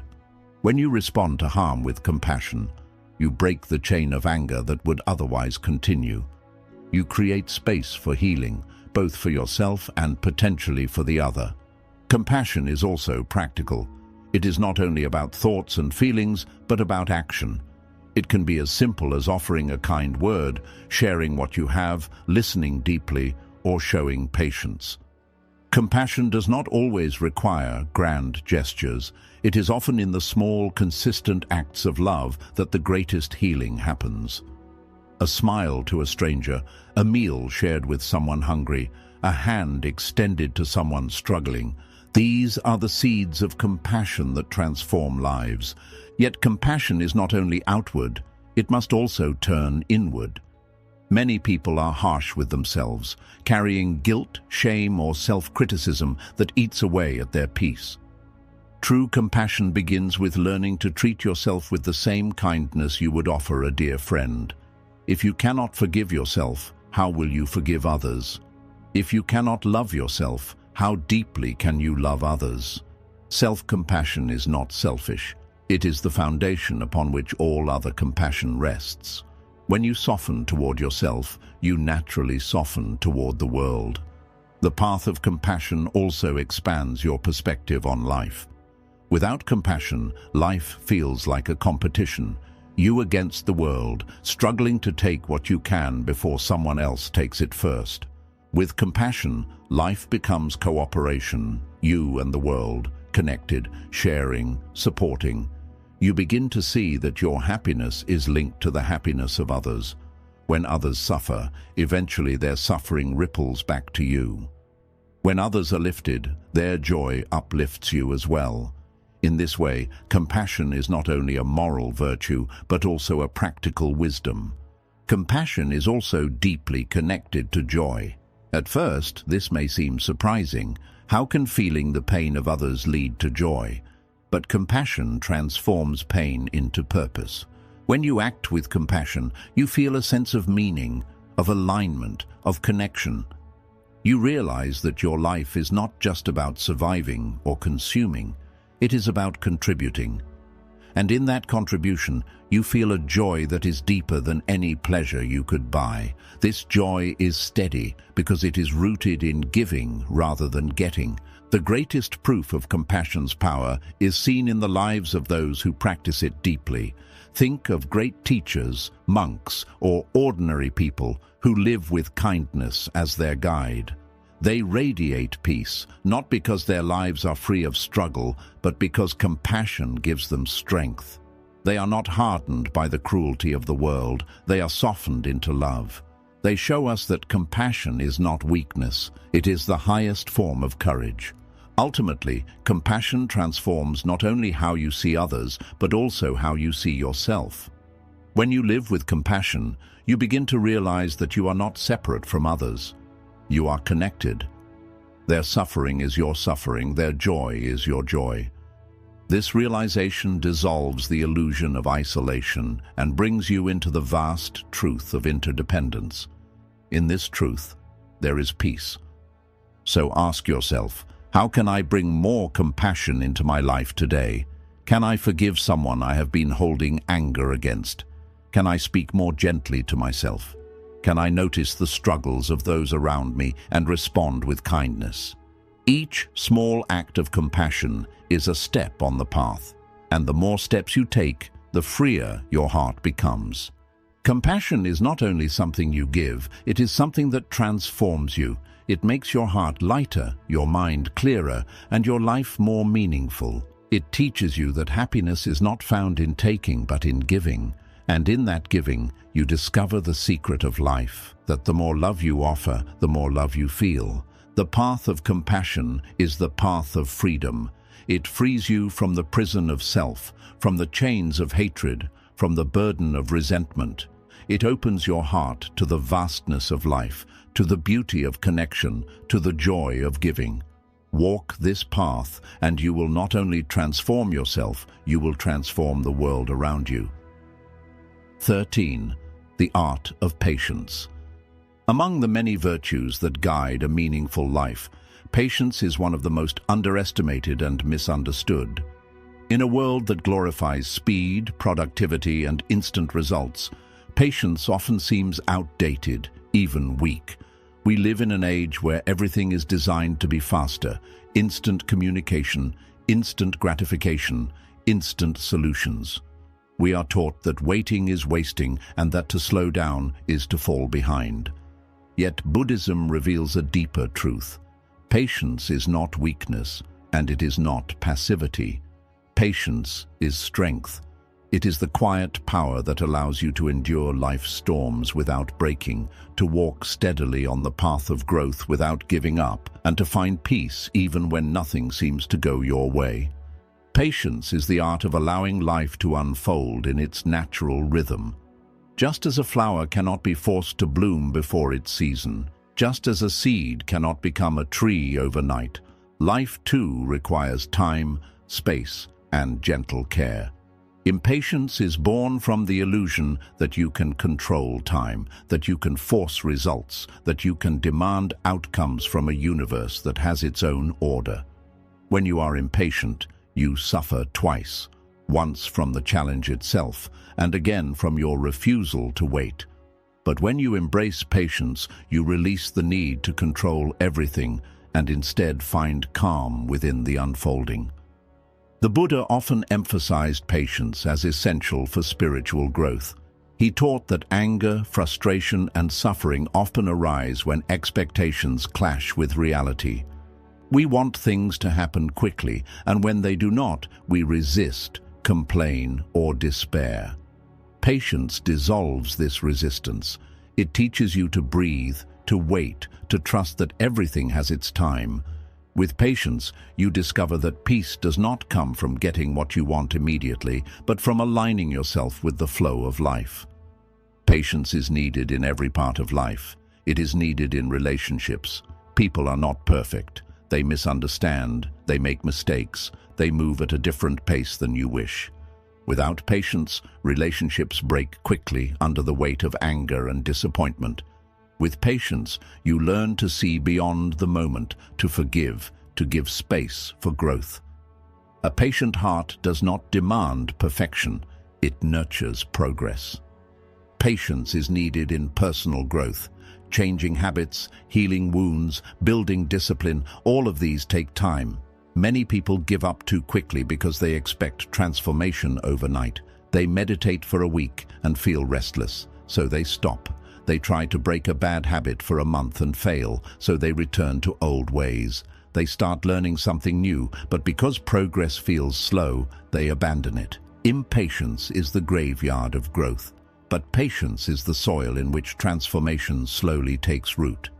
Just as water shapes stone, not in a single strike, but through steady flow, patience shapes your life through persistence. Patience is also needed in the face of suffering. When pain arrives, illness, loss, failure, the heart naturally cries out for it to end quickly. But many forms of suffering cannot be erased immediately.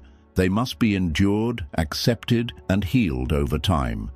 Without patience, suffering becomes unbearable, because you are not only carrying the pain itself, but also the frustration of wanting it gone. With patience, you learn to endure with dignity, to breathe through each moment, to trust that healing will come. Patience does not remove pain, but it makes pain bearable. It transforms suffering into a teacher rather than an enemy. The art of patience is also the art of being present. Impatience lives in the future. It is always demanding that the next moment come faster. But patience brings you back to now. It reminds you that this moment, no matter how imperfect, is still life. When you are patient, you stop rushing past your own existence. You begin to notice the details you once overlooked, the warmth of the sun, the sound of the wind, the rhythm of your breath. These small things become treasures when you are no longer blinded by impatience. Consider nature. The mountains were not formed in a day, the rivers carved their valleys through centuries, and the trees grew tall through decades of silent patience. Nothing in nature is rushed, yet everything is accomplished. The seasons arrive in their time, the flowers bloom in their season, and the fruits ripen when ready. Impatience belongs only to human beings who have forgotten the natural rhythm of life. By observing nature, you can learn patience. You can learn that things of value take time, that growth requires seasons, and that beauty emerges slowly. Patience also protects you from anger. When you are impatient, every obstacle feels like an insult. Every delay feels like an attack. Anger flares quickly, poisoning your peace and harming those around you. But patience is the shield against this anger. When you are patient, you do not react instantly. You breathe, you pause, you wait. This pause gives you power. It allows you to choose a wise response instead of a blind reaction. It prevents small frustrations from becoming large conflicts. In this way, patience is not only about waiting, it is about protecting your peace. The Buddha once said, "Patience is the highest asceticism." This means that patience is one of the greatest forms of discipline. To sit in silence when your mind screams for distraction, to remain kind when someone tests your limits, to keep walking when the journey feels endless. These require true strength. Patience is not the absence of power, it is power under control. It is the strength to endure without losing your center. Cultivating patience begins with awareness. Notice the moments when impatience arises. Perhaps it is when waiting in traffic, when standing in line, when dealing with someone who moves slowly, or when facing a goal that feels far away. In these moments, notice the restlessness in your body, the irritation in your mind. Instead of feeding it, breathe into it. Remind yourself, this moment is as it is. I cannot force it to be faster. I can only meet it with calm. Slowly, this practice rewires your mind. You begin to see waiting not as wasted time, but as an opportunity to practice presence. Meditation is also a training ground for patience. When you sit, thoughts will rush, discomfort will arise, restlessness will tempt you to quit.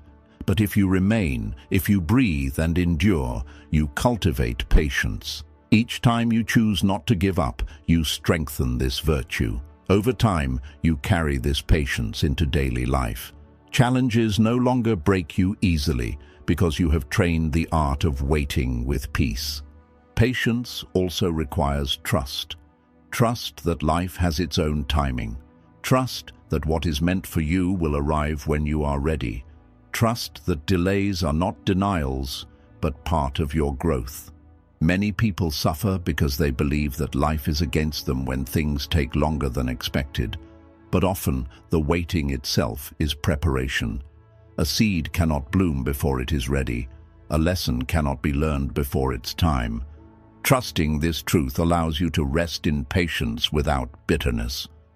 The fruits of patience are many. It deepens relationships because you no longer demand perfection from others. It strengthens growth because you remain steady through long journeys. It heals suffering because you endure with grace. It brings peace because you no longer rush through life but savor it. Most importantly, it reveals the beauty of each moment, teaching you that happiness is not waiting at the finish line. It is found in every step along the way. Imagine a river carving through rock. Each drop of water seems insignificant, but over time it shapes valleys and canyons. That is patience, the quiet force that transforms the impossible into reality. Impatience may feel powerful in the moment, but it burns quickly and leaves you weak. Patience, though silent, endures. And in the end, it is patience that wins. So ask yourself, where in your life do you need more patience? Is it with others, with yourself, with your dreams, or with life itself? Begin today. Breathe when you are restless, wait when you want to rush, and trust when you want to force.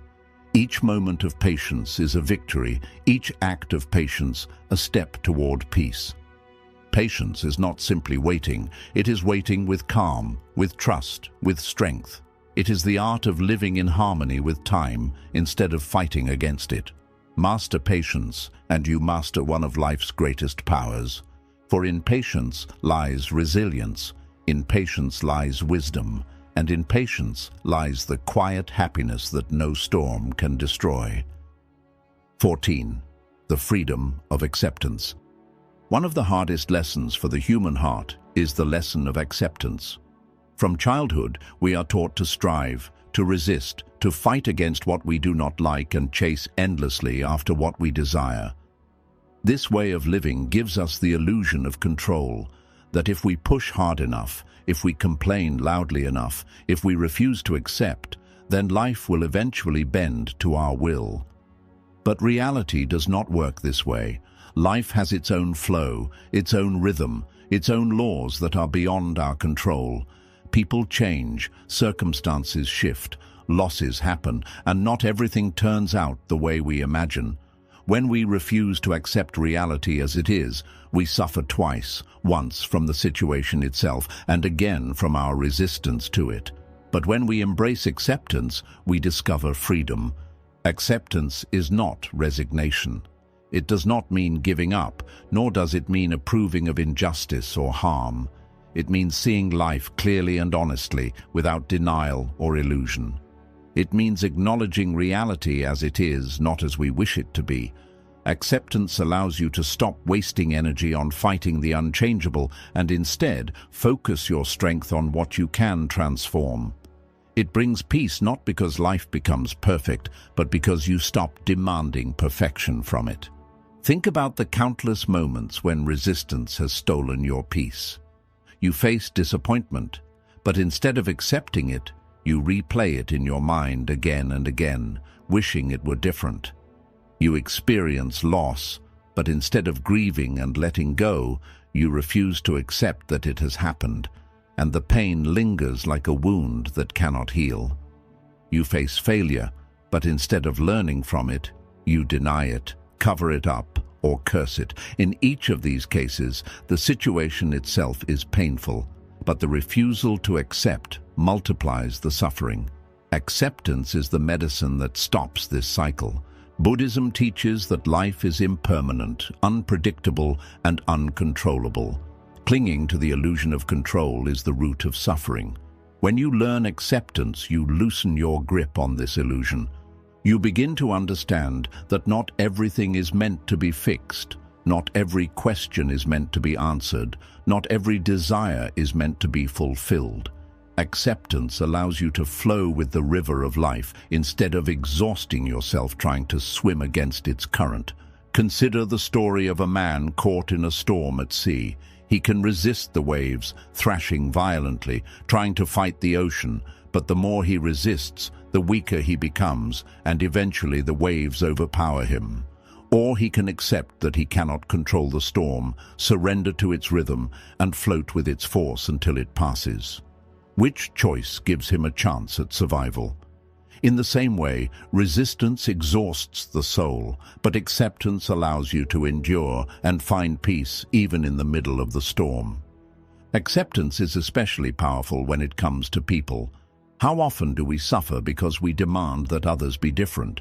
We want them to behave according to our expectations, to think as we think, to act as we wish.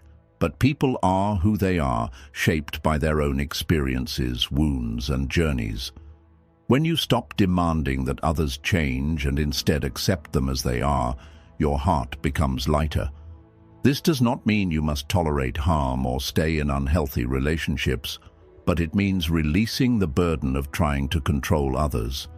Acceptance of people gives you freedom to love them with compassion instead of frustration. Acceptance is also about yourself. Many people live in constant battle with themselves, ashamed of their past, dissatisfied with their present, fearful of their future.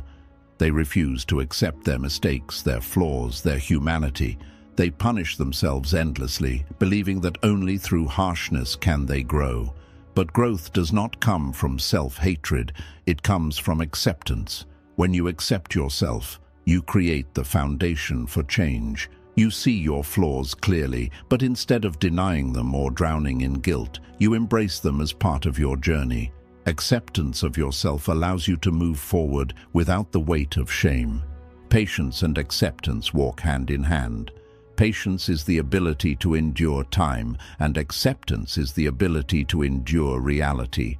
Without patience, acceptance collapses into frustration. Without acceptance, patience collapses into resentment. Together, they create resilience. They allow you to meet life with calmness and strength. Acceptance also deepens gratitude. When you stop fighting reality, you begin to see the blessings hidden within it. Perhaps the job you lost made space for a better opportunity. Perhaps the person who left created room for you to discover your own strength. Perhaps the challenge you resisted taught you patience you never knew you had. Acceptance reveals these hidden gifts, not by changing reality, but by changing the way you see it. There is a teaching in Buddhism that says suffering is like an arrow. The first arrow is the pain itself, the disappointment, the loss, the failure. The second arrow is our resistance, our denial, our anger, our refusal to accept. We cannot avoid the first arrow because pain is part of life, but the second arrow is optional. Acceptance is the wisdom of refusing to shoot ourselves with that second arrow. It is the choice to endure pain without multiplying it into endless suffering. Acceptance also teaches humility. It reminds you that you are not the master of the universe, that you cannot bend everything to your will. But far from making you powerless, this humility makes you free. You no longer waste energy trying to control the uncontrollable. You redirect your strength toward what truly matters: your actions, your responses, your inner peace. Acceptance shifts your focus from asking, "Why is this happening to me?" to asking, "How can I grow through this?" Meditation is one of the best ways to cultivate acceptance. When you sit in silence, you notice discomfort, restlessness, thoughts, emotions. The instinct is to fight them, to push them away. But meditation teaches you to accept them, to let them rise and fall without resistance. Over time, this practice trains your mind to meet all of life with the same attitude, allowing instead of fighting, witnessing instead of clinging, embracing instead of denying. Acceptance is not about inaction. It does not mean you stop working for change or improvement. It means that even as you act, you remain at peace with what is. You can strive for justice, pursue goals, and heal wounds, but without the desperation of resistance. You act from calmness, not from panic. This makes your actions more powerful because they are rooted in clarity rather than chaos. Imagine two farmers facing a drought. One refuses to accept it, curses the sky, wastes his energy in anger, and does nothing. The other accepts it, acknowledges reality, and begins to adapt, digging wells, conserving water, planting different crops. Which one survives? Acceptance does not paralyze, it empowers. It gives you the strength to see reality as it is and respond wisely. The freedom of acceptance is this: when you stop fighting life, you discover peace. The storm may still rage, but you are no longer consumed by it. The loss may still hurt, but you are no longer broken by it. The challenge may still remain, but you are no longer trapped in resistance. You are free, not because life has changed, but because you have. So ask yourself, what are you resisting in your life right now? What truth are you refusing to accept? Is it a past mistake, a present reality, a person you cannot change, or a future you fear? Imagine for a moment what would happen if you stopped resisting. Imagine the weight that would lift, the peace that would come. This is the gift of acceptance. It does not erase pain, but it removes unnecessary suffering. It does not make life perfect, but it makes life peaceful. Acceptance is not the end of effort, but the beginning of wisdom. It is the foundation upon which all peace is built. And when you master it, you step into a freedom that no circumstance can take away. You discover that happiness does not come from controlling life, but from accepting it fully, living it deeply, and flowing with it gracefully. 15. The power of forgiveness. If there is one burden that quietly poisons the heart more than almost any other, it is the burden of resentment. Human beings are wounded by words, betrayed by actions, abandoned by those they trusted, or disappointed by those they loved. These wounds can cut so deeply that they shape our entire view of life. We hold on to anger, telling ourselves that we are protecting our dignity. We replay old betrayals, convincing ourselves that if we never forget, we will never be hurt again. But what really happens is this. The longer we cling to resentment, the heavier it grows, until it becomes a chain around our spirit. Forgiveness is the key that breaks this chain. Buddhism teaches that forgiveness is not just a kindness offered to others, it is a gift of freedom you give to yourself. Forgiveness is often misunderstood. Many believe it means excusing wrongdoing, pretending the pain never happened, or welcoming back those who harmed us. But true forgiveness is none of these. Forgiveness does not erase the past, it transforms your relationship to it. Forgiveness does not mean trusting someone again when they have proven untrustworthy. It means releasing their power to poison your heart. Forgiveness is not about denying the wrong, it is about choosing peace over endless suffering. The Buddha taught that holding on to anger is like grasping a hot coal with the intention of throwing it at someone else. You are the one who gets burned. Anger feels powerful at first, but over time it corrodes your spirit. It makes you restless, bitter, and consumed by thoughts of revenge. The person who hurt you may move on, forget, or not even care, but you remain trapped in the prison of your own rage. Forgiveness is the way out. It does not change the past, but it changes the weight of the past upon your heart. Forgiveness begins with understanding. Every harmful action arises from ignorance, fear, or suffering. When someone betrays you, it is often because they themselves are lost in their own pain. When someone lashes out, it is because anger controls them more than wisdom guides them. This does not justify their actions, but it explains them. To see the suffering behind another's cruelty is the first step to releasing the poison of resentment. Compassion and forgiveness are twins. They grow together. Forgiveness is also about recognizing impermanence. The past cannot be undone. No matter how tightly you cling to your anger, it will not rewrite what has already happened. To keep replaying old wounds is to fight against reality, and as long as you fight, you suffer. Forgiveness is the acceptance of impermanence. It is saying, this pain was real, this hurt me deeply, but I will not allow it to control my present or my future. There are different layers of forgiveness. The first is forgiving others. This is the act of releasing the anger and resentment you hold toward those who have hurt you. You may never receive an apology, and you may never reconcile.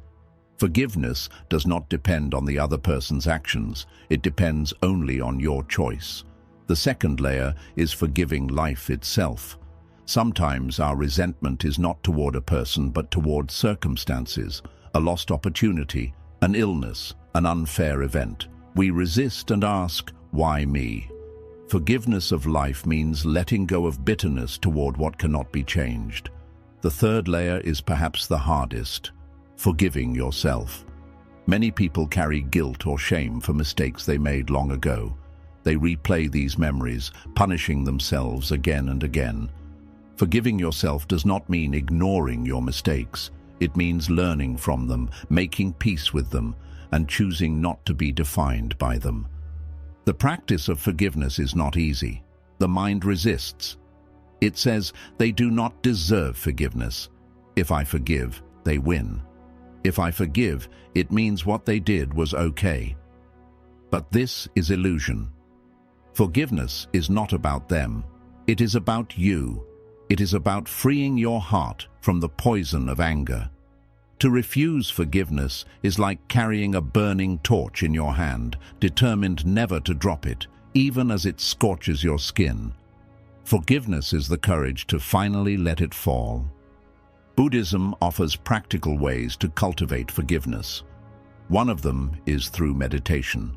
Sit quietly, bring to mind someone who has hurt you, and allow yourself to feel the pain. Then, slowly, repeat words of release. May I let go of this anger. May I find peace. May I be free from resentment. Over time, you can extend these wishes toward the other person as well. May they be free from ignorance. May they find peace. May they stop causing harm. At first, your mind will resist. Anger may rise even stronger, but with persistence, the heart begins to soften. Forgiveness is not a single act. It is a practice, repeated again and again until the chains finally break. Forgiveness is not only healing for yourself, it also transforms relationships. When you forgive, you create space for reconciliation, if reconciliation is possible. Even if it is not, forgiveness allows you to interact with others without bitterness clouding your vision. You no longer carry old wounds into new connections. Your heart becomes lighter, more open, more ready to love. One of the most profound aspects of forgiveness is how it reshapes your view of strength. Many believe strength lies in holding on, in never forgetting, in protecting yourself with walls of anger. But true strength lies in letting go. It takes more courage to release resentment than to cling to it. It takes more wisdom to choose peace than to fuel revenge. Forgiveness is not weakness. It is mastery of the heart. There are stories throughout Buddhist tradition that show the power of forgiveness. One tells of a monk who was beaten and insulted by a robber. Instead of hating the man, the monk sat quietly and whispered, "I forgive you, because I know you suffer more than I do." Later, the robber, touched by the monk's calmness, changed his life. This story is not just about the monk's forgiveness. It is about how forgiveness can ripple outward, transforming not only the forgiver but also the one forgiven. Forgiveness also teaches you humility. To forgive is to admit that you too have hurt others, knowingly or unknowingly. None of us are innocent of causing pain. When you remember this, it becomes easier to soften toward those who have hurt you. You realize that forgiveness is not about elevating yourself above another, but about recognizing your shared humanity. In the end, forgiveness is not just about healing relationships. It is about freeing your soul. When you forgive, you release the weight that holds you down. You no longer carry yesterday's wounds into tomorrow's life. You open space in your heart for joy, compassion, and peace. Forgiveness transforms the past into a teacher instead of a prison. So ask yourself, what resentment are you still carrying? Who lives rent-free in your mind, occupying your thoughts with anger? What mistakes of your own still haunt you? Imagine what your life would feel like if you forgave. Imagine the lightness, the peace, the freedom. That freedom is possible, and it begins with one choice, the choice to forgive. The power of forgiveness is not in changing the past, but in changing the weight of the past upon your soul. It is the act of saying, "I will not let anger define me. I will not let bitterness control me. I choose peace." And in that choice lies a freedom greater than any revenge could ever bring. Forgiveness is not the end of justice, nor the denial of truth. It is the beginning of healing. And when you walk the path of forgiveness, you walk the path of freedom, love, and true happiness. 16. The joy of living in the present moment. Of all the lessons Buddhism offers, perhaps none is more essential and more transformative than the lesson of presence. The human mind has a strange habit. It is almost never where the body is. The body sits in one place, but the mind races elsewhere, back into the past, replaying regrets, or forward into the future, worrying about what might come. Days pass this way, then years, then decades. We keep waiting for happiness to arrive someday, while life quietly slips through our fingers. But the truth is simple and profound. Life is only ever here in this moment. The past is gone, the future is unborn, and the present is all you truly have. The art of living is the art of living now. Yet most people resist the present. They are trapped in what was or anxious about what will be. They replay old arguments, mistakes, and wounds as though clinging to them will change what has already happened. They invent stories about the future, fears, plans, hopes, believing that controlling the future in the mind will guarantee safety. But both are illusions. The past exists only as memory, the future only as imagination. The only real place to live is now. To miss the present is to miss life itself. The Buddha taught that mindfulness, sati, is the path to liberation. Mindfulness means awareness of the present moment without judgment. It is the practice of anchoring your attention to what is happening right now, your breath, your step, your thoughts, your feelings, the sights and sounds around you. When you are mindful, you are no longer lost in the illusions of yesterday or tomorrow. You are awake to today. And in that awakening, happiness naturally arises. Think about the last time you were completely present. Perhaps it was while watching a sunset, holding a loved one's hand, listening to music, or sitting in silence. In that moment, you were not worrying about yesterday or planning tomorrow. You were simply there. And in that presence, you felt peace. The truth is that presence is not rare. It is always available. What is rare is our willingness to stay with it. The mind is like a restless monkey, jumping from branch to branch, never satisfied with where it is. To live in the present moment is to gently train this monkey to rest. At first, it resists. It leaps away into thoughts of the past or future. But with patience, with mindfulness, you guide it back again and again, until slowly it learns to sit in peace. Living in the present does not mean ignoring the past or denying the future. The past holds lessons, and the future requires planning. But both can be approached wisely, from the stability of presence. You can learn from the past without clinging to it. You can prepare for the future without fearing it. The difference is that you are rooted in now, using the past and future as tools rather than prisons. Consider a man walking through a beautiful garden. If his eyes are always on the path behind him, he misses the flowers in bloom. If his eyes are always fixed on the distant gate ahead, he misses the beauty along the way. Only when he looks around at the present does he experience the garden fully. Life is that garden. To live in the past or the future is to miss the flowers blooming right now. The power of presence is not only spiritual, it is practical.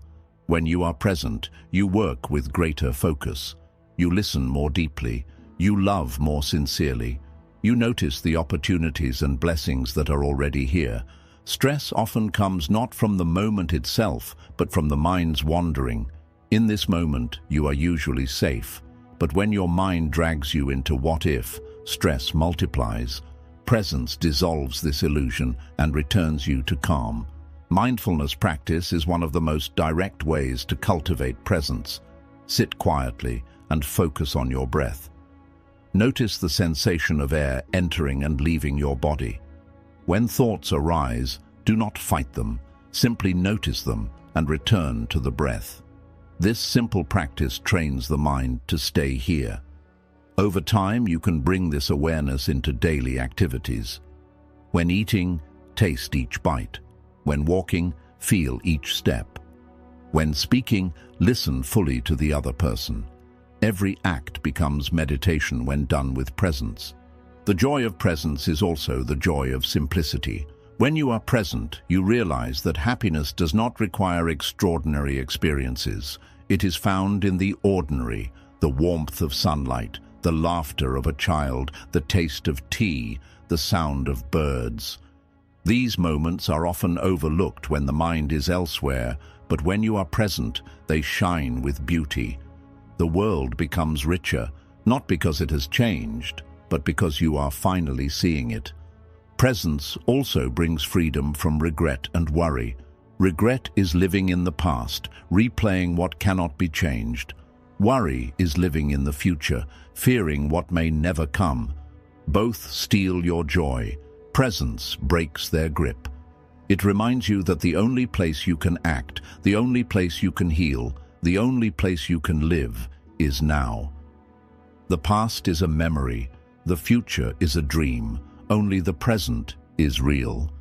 There is a story of a monk who was asked how he found peace. He said, "When I eat, I eat. When I walk, I walk. When I sit, I sit. Most people are elsewhere, thinking of tomorrow or yesterday. I am here." This simple wisdom reveals a profound truth. Peace is not in doing more, but in doing fully what you are already doing. Living in the present also deepens relationships. How many times have you been with someone physically, but your mind was elsewhere, on your phone, on your worries, on your to-do list? True connection requires presence. When you are fully with someone, listening, noticing, being, love grows. You give them the gift of your attention, and in return, you experience intimacy that distraction cannot offer. Presence is perhaps the greatest act of love, yet presence requires courage. To be present means to face what is here, even if it is uncomfortable.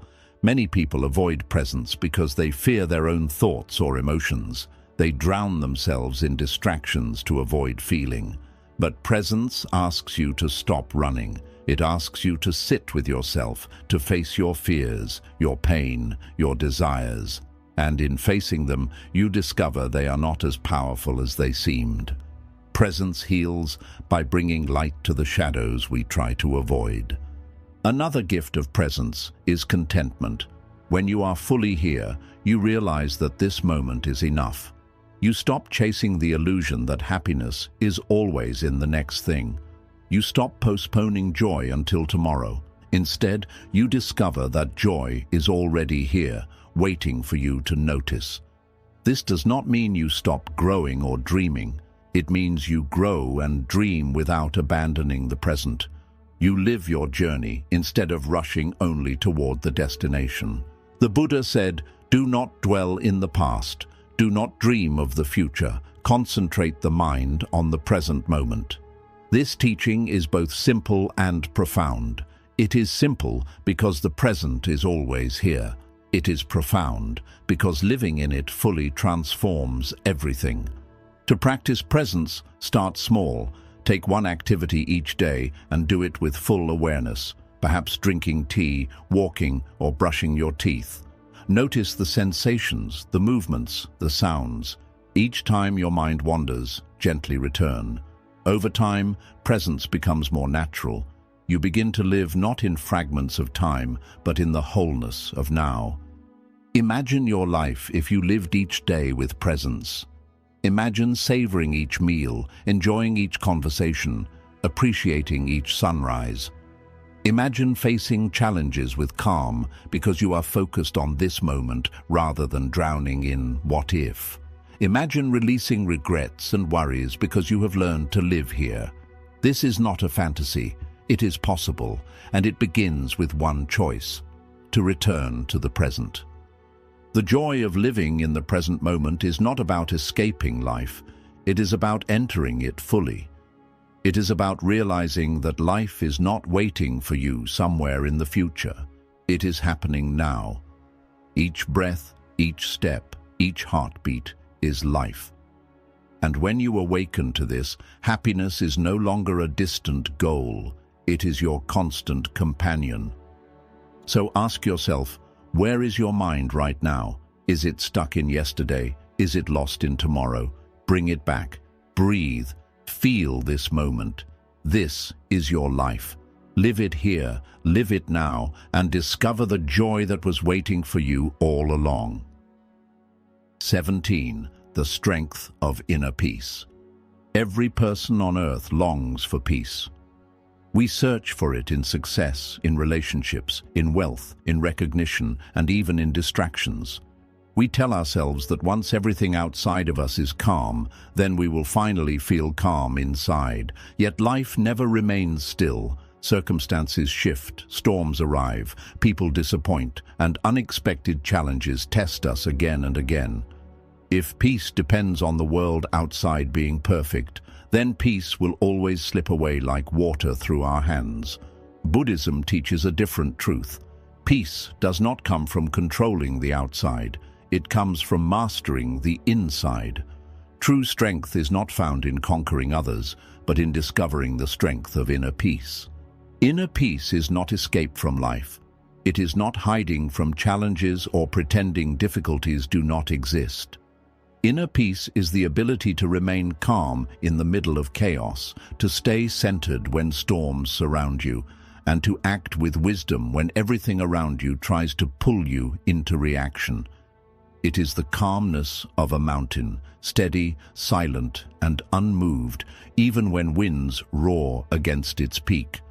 The Buddha often compared the mind to water. When stirred by winds of desire, fear, or anger, the water becomes cloudy and turbulent. You cannot see clearly into it, and you cannot reflect truth. But when the water becomes still, clarity returns. The same is true of the mind. When it is restless, peace is hidden. But when it is calm, peace shines naturally. Inner peace, then, is not something you create. It is something you uncover, something that was always there beneath the noise. One of the greatest obstacles to peace is the mind's attachment to control. We want people to act as we expect, events to unfold as we planned, and life to follow the script we have written. But reality does not obey our commands. The more we cling to control, the more restless we become, because life inevitably refuses to conform. Inner peace is born when you release this grip, when you accept that you cannot control the waves, but you can learn to surf them. You free yourself. This acceptance does not make you passive, it makes you wise. You stop wasting energy on the impossible and start focusing on what is truly within your power. Your response, your actions, your state of mind. Anger is another enemy of peace. When provoked, most people react instantly with harsh words or impulsive actions. In the moment, this feels like strength, but true strength is not reacting. It is pausing, breathing, and choosing. The ability to remain calm in the face of insult or conflict is a mark of mastery. As the Buddha said, a man is not called wise because he talks and talks again, but if he is peaceful, loving, and fearless, then he is truly called wise. Inner peace gives you this strength, the power not to be shaken by the storms others throw at you. Fear, too, robs the heart of peace. Fear of the future, fear of loss, fear of failure. These are like shadows that grow larger the more we feed them. But when you turn toward them with awareness, you see that they are not solid. They are illusions of the mind. Presence is the antidote to fear. When you remain in this moment, fear loses its grip because most fears are about what has not yet happened. Inner peace is the courage to rest in now, trusting that you can meet the future when it arrives. The practice of mindfulness is one of the most direct paths to inner peace. When you sit in meditation, observing your breath, you learn to watch thoughts and emotions without clinging or resisting. You realize that you are not your thoughts, not your fears, not your anger. You are the awareness behind them. This realization is profoundly liberating. It gives you space, the space to choose peace instead of being pulled into every storm the mind creates. With practice, this awareness extends beyond meditation into daily life. You begin to carry calm with you, like a flame that burns steadily no matter how strong the wind. Another essential ingredient of inner peace is compassion. When the heart is filled with hatred, bitterness, or resentment, peace cannot survive. Compassion softens these poisons. When you forgive others, when you see their suffering behind their actions, you release the anger that burns inside you. This does not excuse harm, but it frees you from carrying it. Forgiveness is not about them, it is about your peace. In the same way, when you treat yourself with compassion, forgiving your own mistakes, you stop fighting an endless war inside. Peace blossoms naturally when the heart is kind. Simplicity also nurtures peace. The more desires and attachments you carry, the more restless your mind becomes. You worry about protecting what you have, chasing what you lack, and comparing yourself with others. But when you simplify, keeping only what you need, focusing on what matters, you lighten your spirit. Peace grows in uncluttered spaces. It does not require more. It requires less. Less craving, less comparison, less noise. There is a story of a monk who was asked how he remained peaceful even when insulted. He replied, "If someone gives you a gift and you refuse to accept it, who does the gift belong to?" The people said, "It belongs to the one who offered it." The monk smiled. "Then if someone offers me anger and I do not accept it, it remains theirs, not mine." This is the wisdom of inner peace. You cannot control what others give you, but you can always choose what you accept. Inner peace does not mean you stop acting. It does not mean you withdraw from life. It means you act from a place of clarity rather than chaos. A peaceful mind sees more clearly, decides more wisely, and acts more effectively. Without peace, you are reactive, rushing into mistakes. With peace, you are thoughtful, steady, and strong. Peace is not passivity, it is power under control. Patience is also part of peace. Impatience is like fire, it consumes you from within. When you are impatient, every delay feels unbearable, every obstacle feels like an insult. But patience cools the fire. It reminds you that everything has its time, that rushing does not change reality. Patience gives you the ability to remain calm even when progress is slow. It teaches you that peace is not waiting for the destination, but walking calmly on the journey. Inner peace is also about alignment. When your actions match your values, your words match your intentions, and your life matches your heart, you feel harmony. But when you live with contradiction, saying one thing and doing another, chasing goals that do not match your soul, you feel restless. Alignment brings peace because there is no inner conflict. You are whole, and in wholeness, the heart rests. Another truth about peace is that it cannot be found in isolation from gratitude. Gratitude shifts your focus from what is missing to what is present, from what you lack to what you have. Gratitude transforms the ordinary into the extraordinary, and in that transformation, peace arises. You stop craving endlessly, and you start appreciating deeply. Peace is the natural companion of gratitude. The strength of inner peace is most visible in hardship. Anyone can feel calm when life is easy, but when challenges strike, loss, illness, betrayal, failure, that is when peace is truly tested. A peaceful person feels the pain, but they are not destroyed by it. They grieve, but they do not collapse. They bend, but they do not break.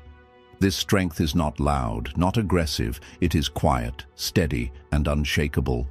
Imagine a candle flame in a quiet room. It burns steadily, softly illuminating everything. Now imagine a strong wind blowing against it. If the flame is weak, it flickers and dies. But if it is strong, protected by glass, it continues to burn. Inner peace is that protective glass. The winds of life may blow, but your flame continues to shine. To cultivate this peace, practice daily. Create moments of stillness, time to breathe, to sit, to reflect. Notice when your mind is restless and gently return it to now. Practice letting go of what you cannot control, forgiving what has already passed, and appreciating what is here. With each small step, peace grows. The strength of inner peace is not only for yourself. When you live peacefully, you become a refuge for others. People feel safe in your presence because your calmness steadies them. You inspire others not by force, but by example. Your peace becomes a gift to the world, a reminder that even in chaos, calm is possible.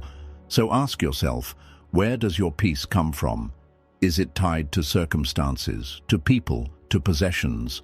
Or is it rooted within yourself, where nothing can touch it? Begin today to cultivate the peace that cannot be shaken. Breathe deeply, live simply, forgive freely, love gently, and return to now. In that practice, you will discover the greatest strength of all, the strength of inner peace. 18. The wisdom of letting life flow. Human beings are born with a deep desire for control. From childhood, we try to shape the world around us, to make others behave as we wish, to force outcomes according to our plans, to demand certainty in a life that is anything but certain. This desire is understandable. Control gives the illusion of safety. But life is vast, unpredictable, and ever-changing. The harder we try to force it into the shape of our expectations, the more resistance we feel and the more suffering we create. Buddhism teaches that peace does not come from controlling the river of life. It comes from learning to flow with it. The wisdom of letting life flow is not about passivity. It does not mean doing nothing, abandoning responsibility, or ignoring injustice. It means aligning yourself with reality instead of fighting it. It means understanding that you are part of life's current, not its master. The river flows whether you fight it or not. When you resist, you exhaust yourself, thrashing against its strength. But when you surrender to its rhythm, you find freedom. Think of water. Water is soft, gentle, and yielding, yet it carves valleys, shapes mountains, and wears down stone. It does not resist, it flows.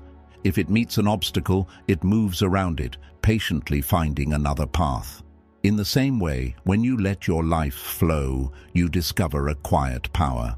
You may face obstacles, but you do not break against them. You move with flexibility, patience, and wisdom. This is the strength of flow.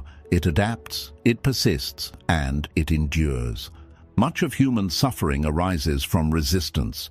We resist change, clinging to what we cannot keep. We resist uncertainty, demanding answers before their time. We resist pain, wishing it away instead of allowing it to teach us. But life is change, life is uncertain, and life includes pain. Resistance does not erase these truths. It only deepens our suffering. Flowing with life means embracing impermanence, accepting uncertainty, and allowing pain to shape us into stronger beings. The Buddha taught that impermanence, anicca, is one of the fundamental truths of existence. Everything changes. Seasons shift, bodies age, relationships evolve, and even mountains eventually crumble. To cling to permanence is to fight against the very nature of reality. But when you accept impermanence, when you let life flow, you discover peace.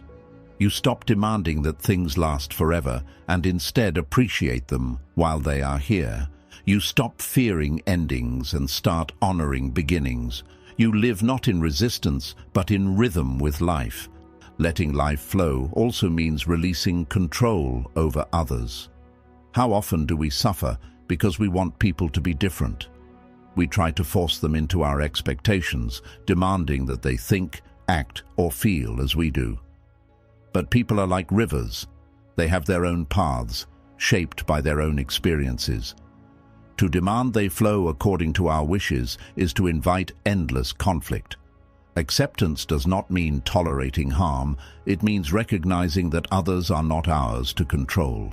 We can guide, inspire, and support, but we cannot and should not demand total control. When you let others flow, relationships become lighter, freer, and more genuine. Flow is also about trusting the timing of life.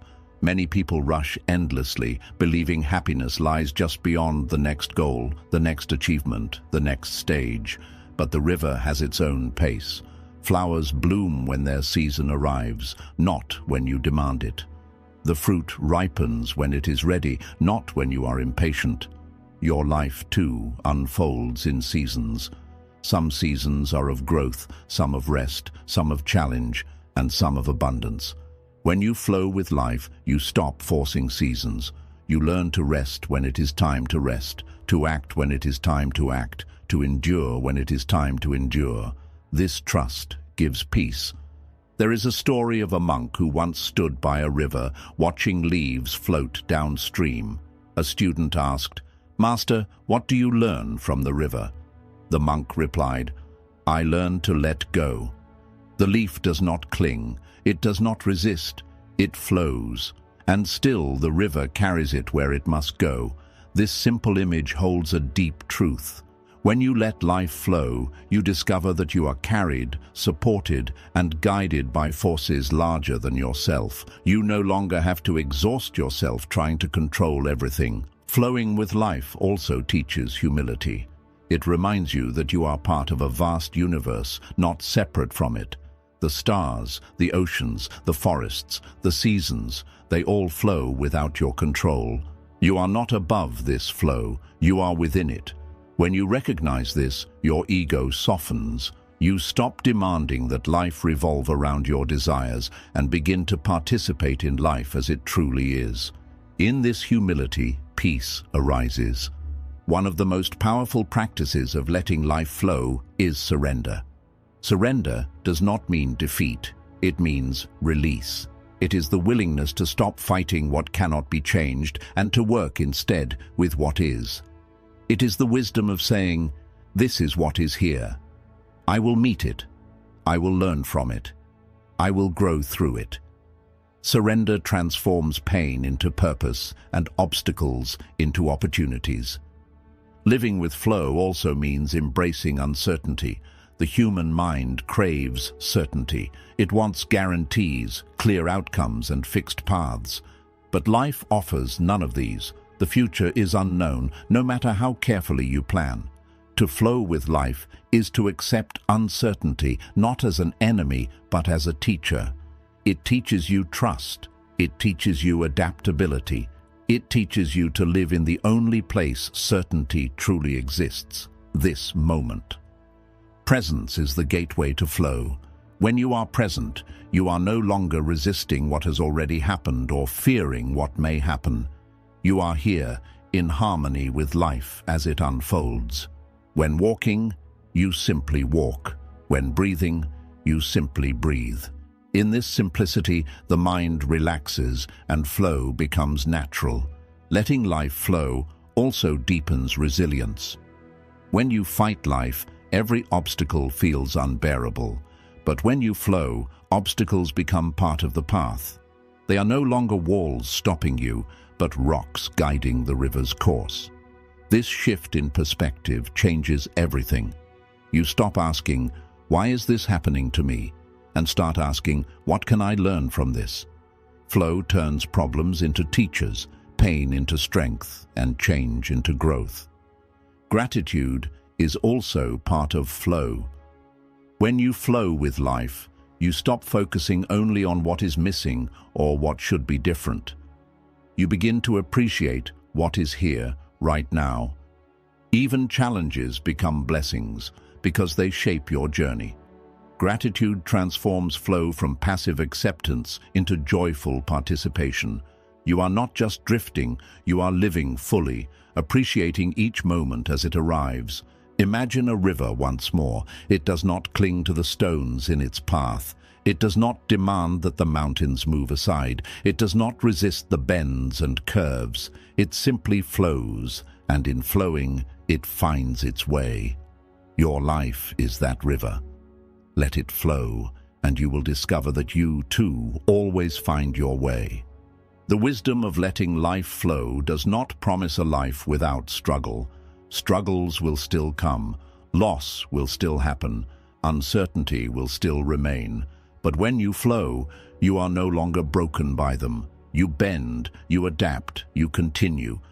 You discover peace, not because life is easy, but because you have stopped fighting its nature.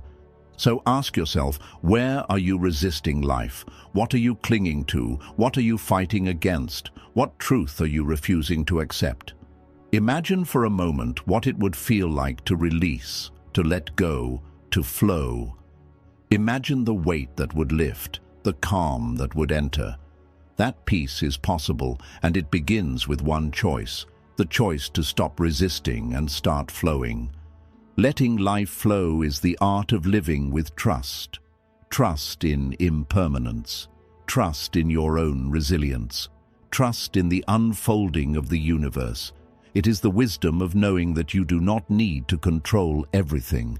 You need only to meet each moment with awareness, with courage, and with peace. And when you live this way, you discover a freedom deeper than control, a strength greater than resistance, and a joy more lasting than fleeting victories. You discover the wisdom of flow. 19. The courage to walk the middle path. In a world of extremes, balance often feels forgotten. We are pulled in one direction by desire, in another by fear. We swing between overindulgence and harsh self-denial, between endless striving and complete resignation. Life becomes a pendulum, moving from one extreme to the next, never resting in peace. Buddhism offers a profound solution to this restless swinging, the middle path. The middle path is not weakness nor compromise, it is wisdom. It is the path of balance, the art of walking between extremes, the courage to live with moderation, clarity, and peace. The Buddha himself discovered the middle path through his own life. Born into privilege, he first lived a life of luxury, indulging in every pleasure, yet he found it empty, unable to satisfy the longing of the soul. Later, in search of truth, he turned to extreme asceticism, starving, denying, and punishing his body. Yet this too failed, leaving him weak and without clarity. Only when he abandoned both extremes did he awaken. He realized that neither indulgence nor self-denial leads to freedom. Freedom is found in balance. This became the foundation of the middle path, the heart of his teaching. The middle path is not just about food or comfort. It is about every aspect of life. It is about learning when to act and when to rest, when to speak and when to stay silent, when to strive and when to let go. It is about living in harmony with yourself and the world, without being enslaved by extremes. To walk the middle path requires courage, because the world often glorifies excess. People admire wealth without limit, ambition without rest, discipline without kindness. To walk in balance is to resist these illusions and to choose wisdom over impulse. Consider desire. To deny desire completely is unnatural. It creates repression, frustration, and even greater craving. To indulge every desire without restraint leads to addiction, dissatisfaction, and emptiness. The middle path teaches moderation, enjoying life's pleasures with awareness, but not clinging to them. You may enjoy food, but you do not become a slave to it. You may enjoy success, but you do not tie your worth to it. Desire is no longer your master. You hold it gently without being consumed. Consider discipline. Too little discipline leads to laziness and stagnation. Too much discipline leads to rigidity, harshness, and burnout. The middle path teaches balance, discipline guided by compassion. You strive to grow, but you also rest when needed. You train your mind, but you do not punish yourself cruelly. This balance allows growth to be sustainable, joyful, and wise. The middle path also applies to emotions. Some people suppress emotions, fearing vulnerability. Others drown in emotions, controlled by every wave of anger, fear, or sadness. The middle path teaches awareness. You allow emotions to rise, but you do not let them rule you. You feel them fully, learn from them, and let them pass. In this way, you neither deny nor drown, you simply flow. Walking the middle path also means balance between self and others. Too much focus on self creates selfishness, isolation, and greed. Too much focus on others creates neglect, exhaustion, and loss of self. The middle path teaches compassion that includes both. You care for others with kindness, but you also care for yourself with respect. You give without losing yourself, and you protect yourself without becoming cold. This balance creates relationships rooted in love and health, not in sacrifice or control. Another aspect of the middle path is balance between action and stillness. Some people act constantly, believing their worth lies in endless productivity. Others withdraw completely, believing peace is found only in escape. The middle path teaches that both are needed. There is time for work and time for rest, time for striving and time for silence. Peace is not found in constant movement nor in total withdrawal. It is found in harmony between the two. The middle path is also about balance in thought. Too much skepticism closes the mind. Too much blind faith blinds it. The middle path teaches wise reflection. You question, but with humility. You believe, but with awareness. You walk between doubt and blind acceptance, guided by both reason and trust. One of the great strengths of the middle path is that it brings freedom from extremes. When you live in extremes, life feels like a battlefield. You are always fighting desire, fighting fear, fighting yourself. But when you walk in balance, you step out of the war. You discover peace not by conquering everything, but by aligning with harmony. There is a story of a musician who asked the Buddha how to meditate. The Buddha asked him, "When the string of your instrument is too loose, what happens?" The musician replied, "It does not play." The Buddha asked again, "And when the string is too tight?" The musician said, "It breaks." The Buddha smiled. So it is with the mind. Not too loose, not too tight. This is the middle path. This wisdom applies not only to meditation, but to every part of life. Balance is the key. Walking the middle path requires awareness, because extremes are tempting. Indulgence feels pleasant in the moment, and denial feels noble. Balance feels quiet, unnoticed. But it is in balance that peace resides. Extremes burn out quickly, but balance endures. Balance creates a life of steady joy, where happiness is not dependent on extremes, but flows naturally from harmony. The middle path is also deeply practical. When you live in balance, you avoid the exhaustion of overwork and the emptiness of laziness. You avoid the chaos of uncontrolled emotion and the coldness of repression. You avoid the suffering of endless craving and the emptiness of total denial. Instead, you live with wisdom, peace, and sustainability. Patience is essential to the middle path. Extremes are often driven by impatience, the desire for quick pleasure, quick results, quick recognition. Balance requires patience because real growth is slow, steady, and lasting. Just as a tree grows not in a single day, but over years of silent patience, so too does wisdom grow through balance, not through extremes. Gratitude also supports the middle path. Extremes are fueled by dissatisfaction, the belief that what you have is not enough. Balance is fueled by gratitude, the recognition that what you have is already a blessing. Gratitude anchors you, preventing you from swinging wildly between craving and denial. The middle path is also the path of resilience. Extremes break easily. A rigid tree snaps in the storm, while a flexible one bends and survives. Balance gives you flexibility, the strength to adapt, to endure, to continue. In balance, you are neither rigid nor weak, you are steady.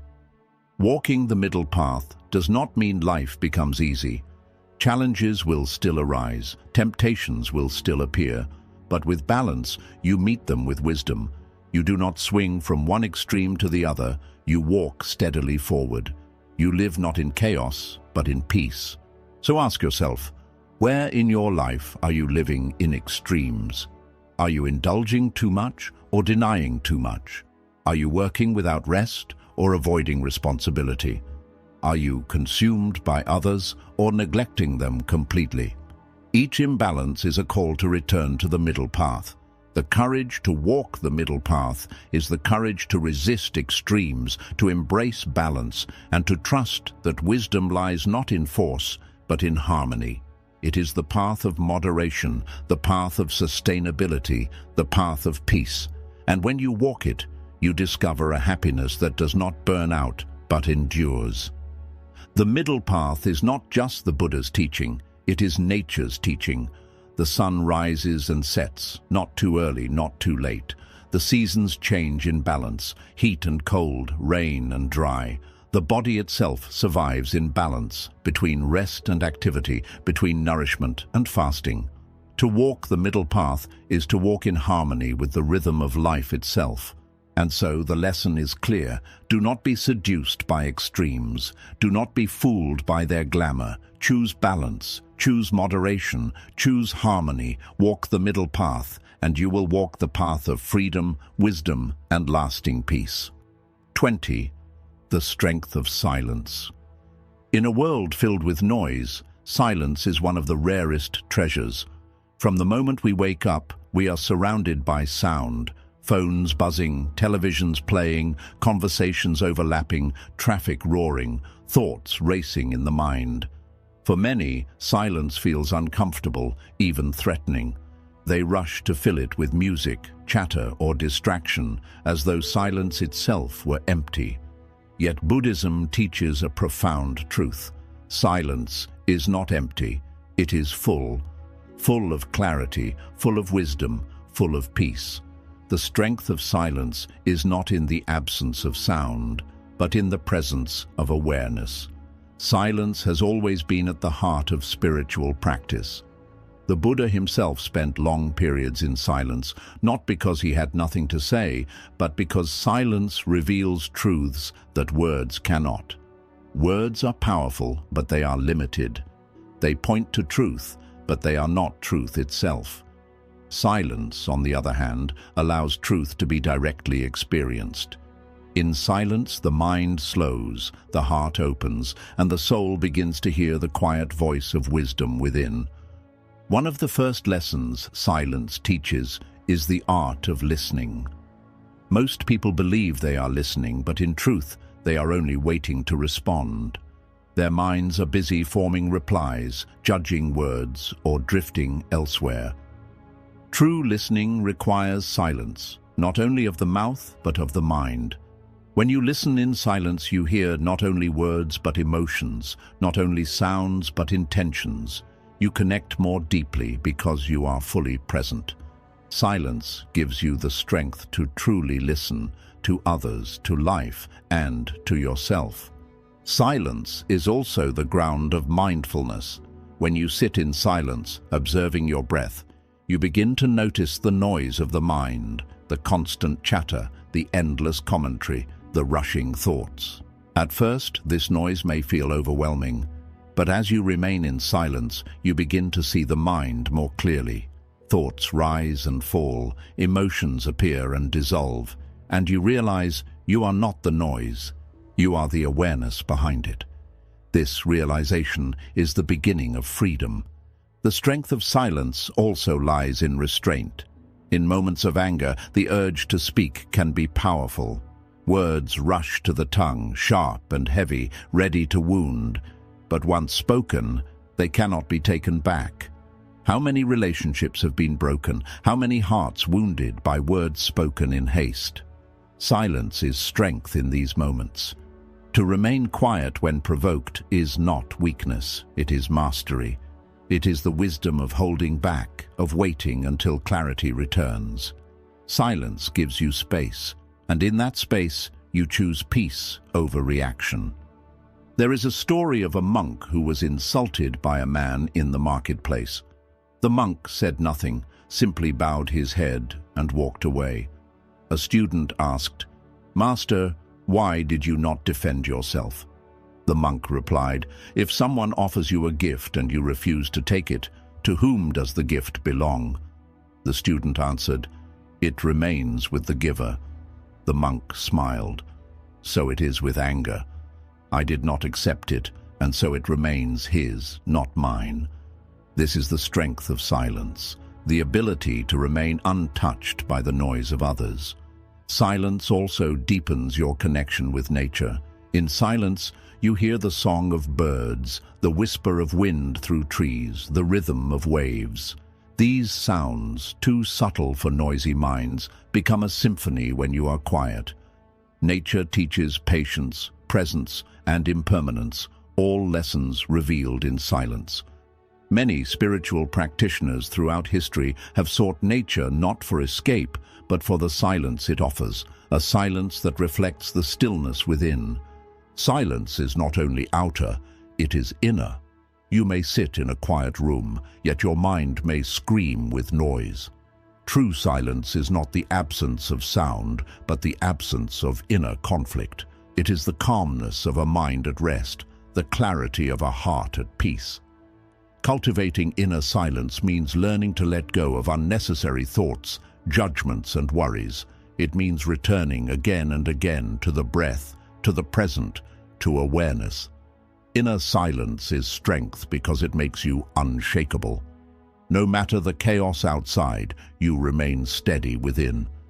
The practice of noble silence, observed in many Buddhist traditions, is a powerful training. For hours, days, or even weeks, practitioners refrain from speaking, allowing the mind to settle.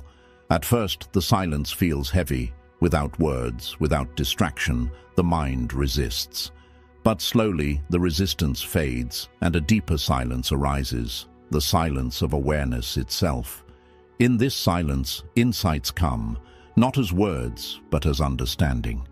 You realize that much of what we say is unnecessary, that truth often requires fewer words than we think. Silence is also the foundation of wisdom. When the mind is noisy, wisdom is hidden. It is drowned out by the loud voices of fear, desire, and ego. But when the mind grows quiet, wisdom rises like the moon in a still night sky. Many of life's answers do not come from endless thinking, but from silence. When you stop forcing, the truth emerges on its own. Silence gives space for clarity to reveal itself. The strength of silence also protects peace. In arguments, silence prevents escalation. In conflict, silence prevents violence. In the heart, silence prevents restlessness. To be silent is not to be powerless. It is to choose where your energy flows. Instead of scattering it in endless words and reactions, you conserve it, nurture it, and direct it wisely. Forgiveness, too, is rooted in silence. To forgive is often not about words spoken, but about a silent release in the heart. You may never say the words aloud, but in silence you let go of anger.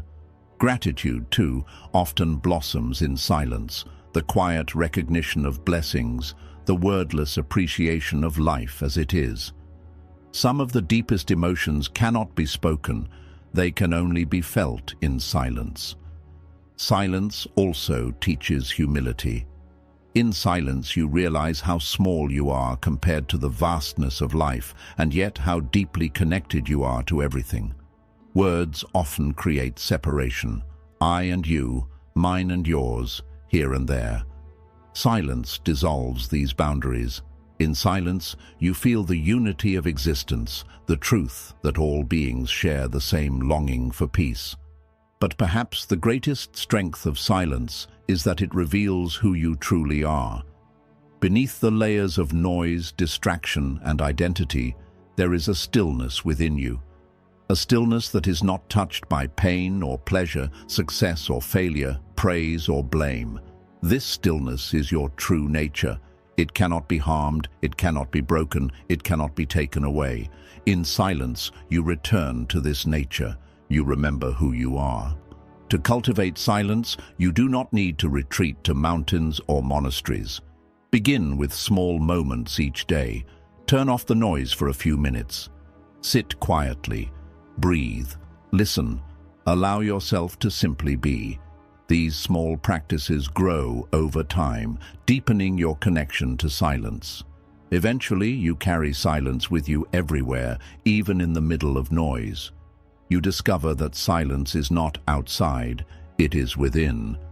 So ask yourself, when was the last time you truly sat in silence? When was the last time you listened not to reply, but to hear?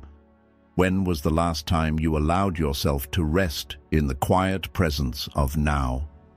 Begin today. Make space for silence. Honor it, protect it, and return to it often, for in silence lies strength. In silence lies clarity. In silence lies peace. And in silence you discover the deepest truth, that you were never separate from wisdom, never separate from peace, never separate from happiness. You only needed the silence to hear it. When we began this journey, the goal seemed simple: to learn how to choose happiness, even when life is difficult. But as the path unfolded, we discovered that happiness is not something distant, not something promised at the end of endless striving. It is not a reward waiting in the future, nor a gift handed by others. Happiness is a practice. It is a choice. It is a way of living in harmony with life as it truly is. Throughout these lessons, we explored many truths: that happiness is a choice, that patience brings resilience, that silence brings clarity, that forgiveness frees the heart, that compassion expands love, that non-attachment brings freedom, that presence reveals joy, and that contentment is the greatest wealth. Each of these lessons points in the same direction, toward the discovery that peace and happiness are not outside of you, but within you. The Buddha never promised a life free from suffering. Instead, he taught the Four Noble Truths: that suffering exists, that it arises from craving and attachment, that it can end, and that the path to its end is the Noble Eightfold Path. What this means is simple but powerful. Suffering is real, but it is not final. Happiness is possible, but it is not automatic. It is cultivated, practiced, and chosen moment by moment. One of the greatest illusions we must overcome is the belief that life must be perfect before we can be happy. We say, "I will be happy when I succeed, when I find love, when I heal, when the world is peaceful." But life is never perfect. There will always be storms, losses, and challenges. If happiness depends on perfection, it will never arrive. The wisdom of Buddhism is that happiness is not the absence of struggle. It is the ability to remain at peace within struggle. It is the lotus that blooms in the mud, untouched by the filth around it. This path requires courage. It is not easy to forgive when anger feels justified. It is not easy to let go when clinging feels safe. It is not easy to be present when the mind is restless. It is not easy to practice patience when the heart aches for instant relief. Yet each small act of courage strengthens the spirit. Each time you choose peace instead of reaction, forgiveness instead of bitterness, gratitude instead of craving, you grow. And over time, these small choices become habits. Habits become character. Character becomes destiny. The journey inward is not a journey of escape. It is a journey of return. Return to the truth of who you are. Beneath the noise of the mind, beneath the storms of emotion, beneath the weight of suffering, there is a stillness within you. This stillness is your true nature. It is awareness, presence, peace. You cannot lose it, though you may forget it. Meditation, mindfulness, compassion, patience, all these practices are simply ways of remembering. They help you return to the stillness that has always been there. Imagine your life as a river. At times, the surface is turbulent, with waves of anger, fear, or desire crashing loudly.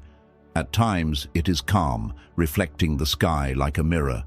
But beneath both, the river flows steadily, always moving, always alive. Your mind is the same. Beneath the turbulence of thought and emotion lies the steady flow of awareness. When you learn to rest in that awareness, the surface no longer controls you. You are no longer tossed by every wave. You become the river itself. This is the heart of peace. All the lessons we explored are threads of the same fabric. Non-attachment frees you from clinging. Contentment frees you from craving. Patience frees you from restlessness. Compassion frees you from hatred. Forgiveness frees you from resentment. Presence frees you from distraction. Silence frees you from noise. Together, they weave the fabric of a life lived in harmony, and in this harmony, happiness blooms naturally. The true purpose of these teachings is not just to inspire you, but to transform you. Inspiration without action fades quickly, like a candle in the wind. But when you practice, when you live these truths daily, they take root. They become part of who you are. Start small. Choose one practice, perhaps mindfulness of the breath, or gratitude at the end of the day, or patience in moments of stress. Practice it gently but consistently. Over time, add more. Let each lesson become not just knowledge but living wisdom. And remember, the path is not straight. You will stumble, you will forget, you will lose your peace and fall into anger or fear. This too is part of the journey. The practice is not about never falling, it is about returning each time you do.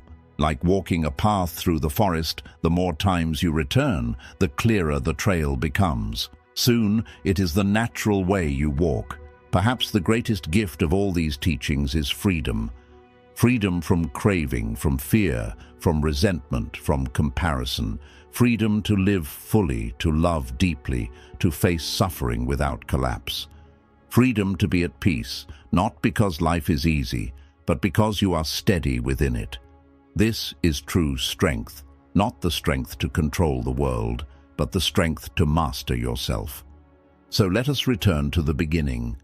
The question was, how can you push yourself to be happy even when life gets hard? The answer is this: happiness is not in resisting hardship, nor in waiting for it to end, but in learning to carry peace within you, no matter what arises.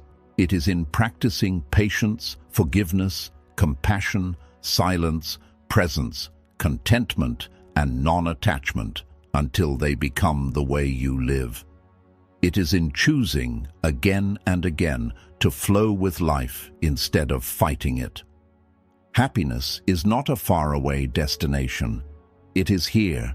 It is in this breath, in this step, in this moment. All that is required is that you stop searching outside and begin cultivating within. So as you leave this journey, carry these truths with you. Let them guide your thoughts, shape your actions, and soften your heart. Remember that every day is a chance to practice, every challenge is a chance to grow, and every moment is a chance to choose peace. The river of life will continue to flow, sometimes calm, sometimes stormy. But if you have learned the wisdom of this path, you will no longer fear the current. You will walk with balance, live with compassion, act with patience, forgive with freedom, love without clinging, and rest in silence. And in doing so, you will discover the greatest treasure of all, the happiness that was within you all along.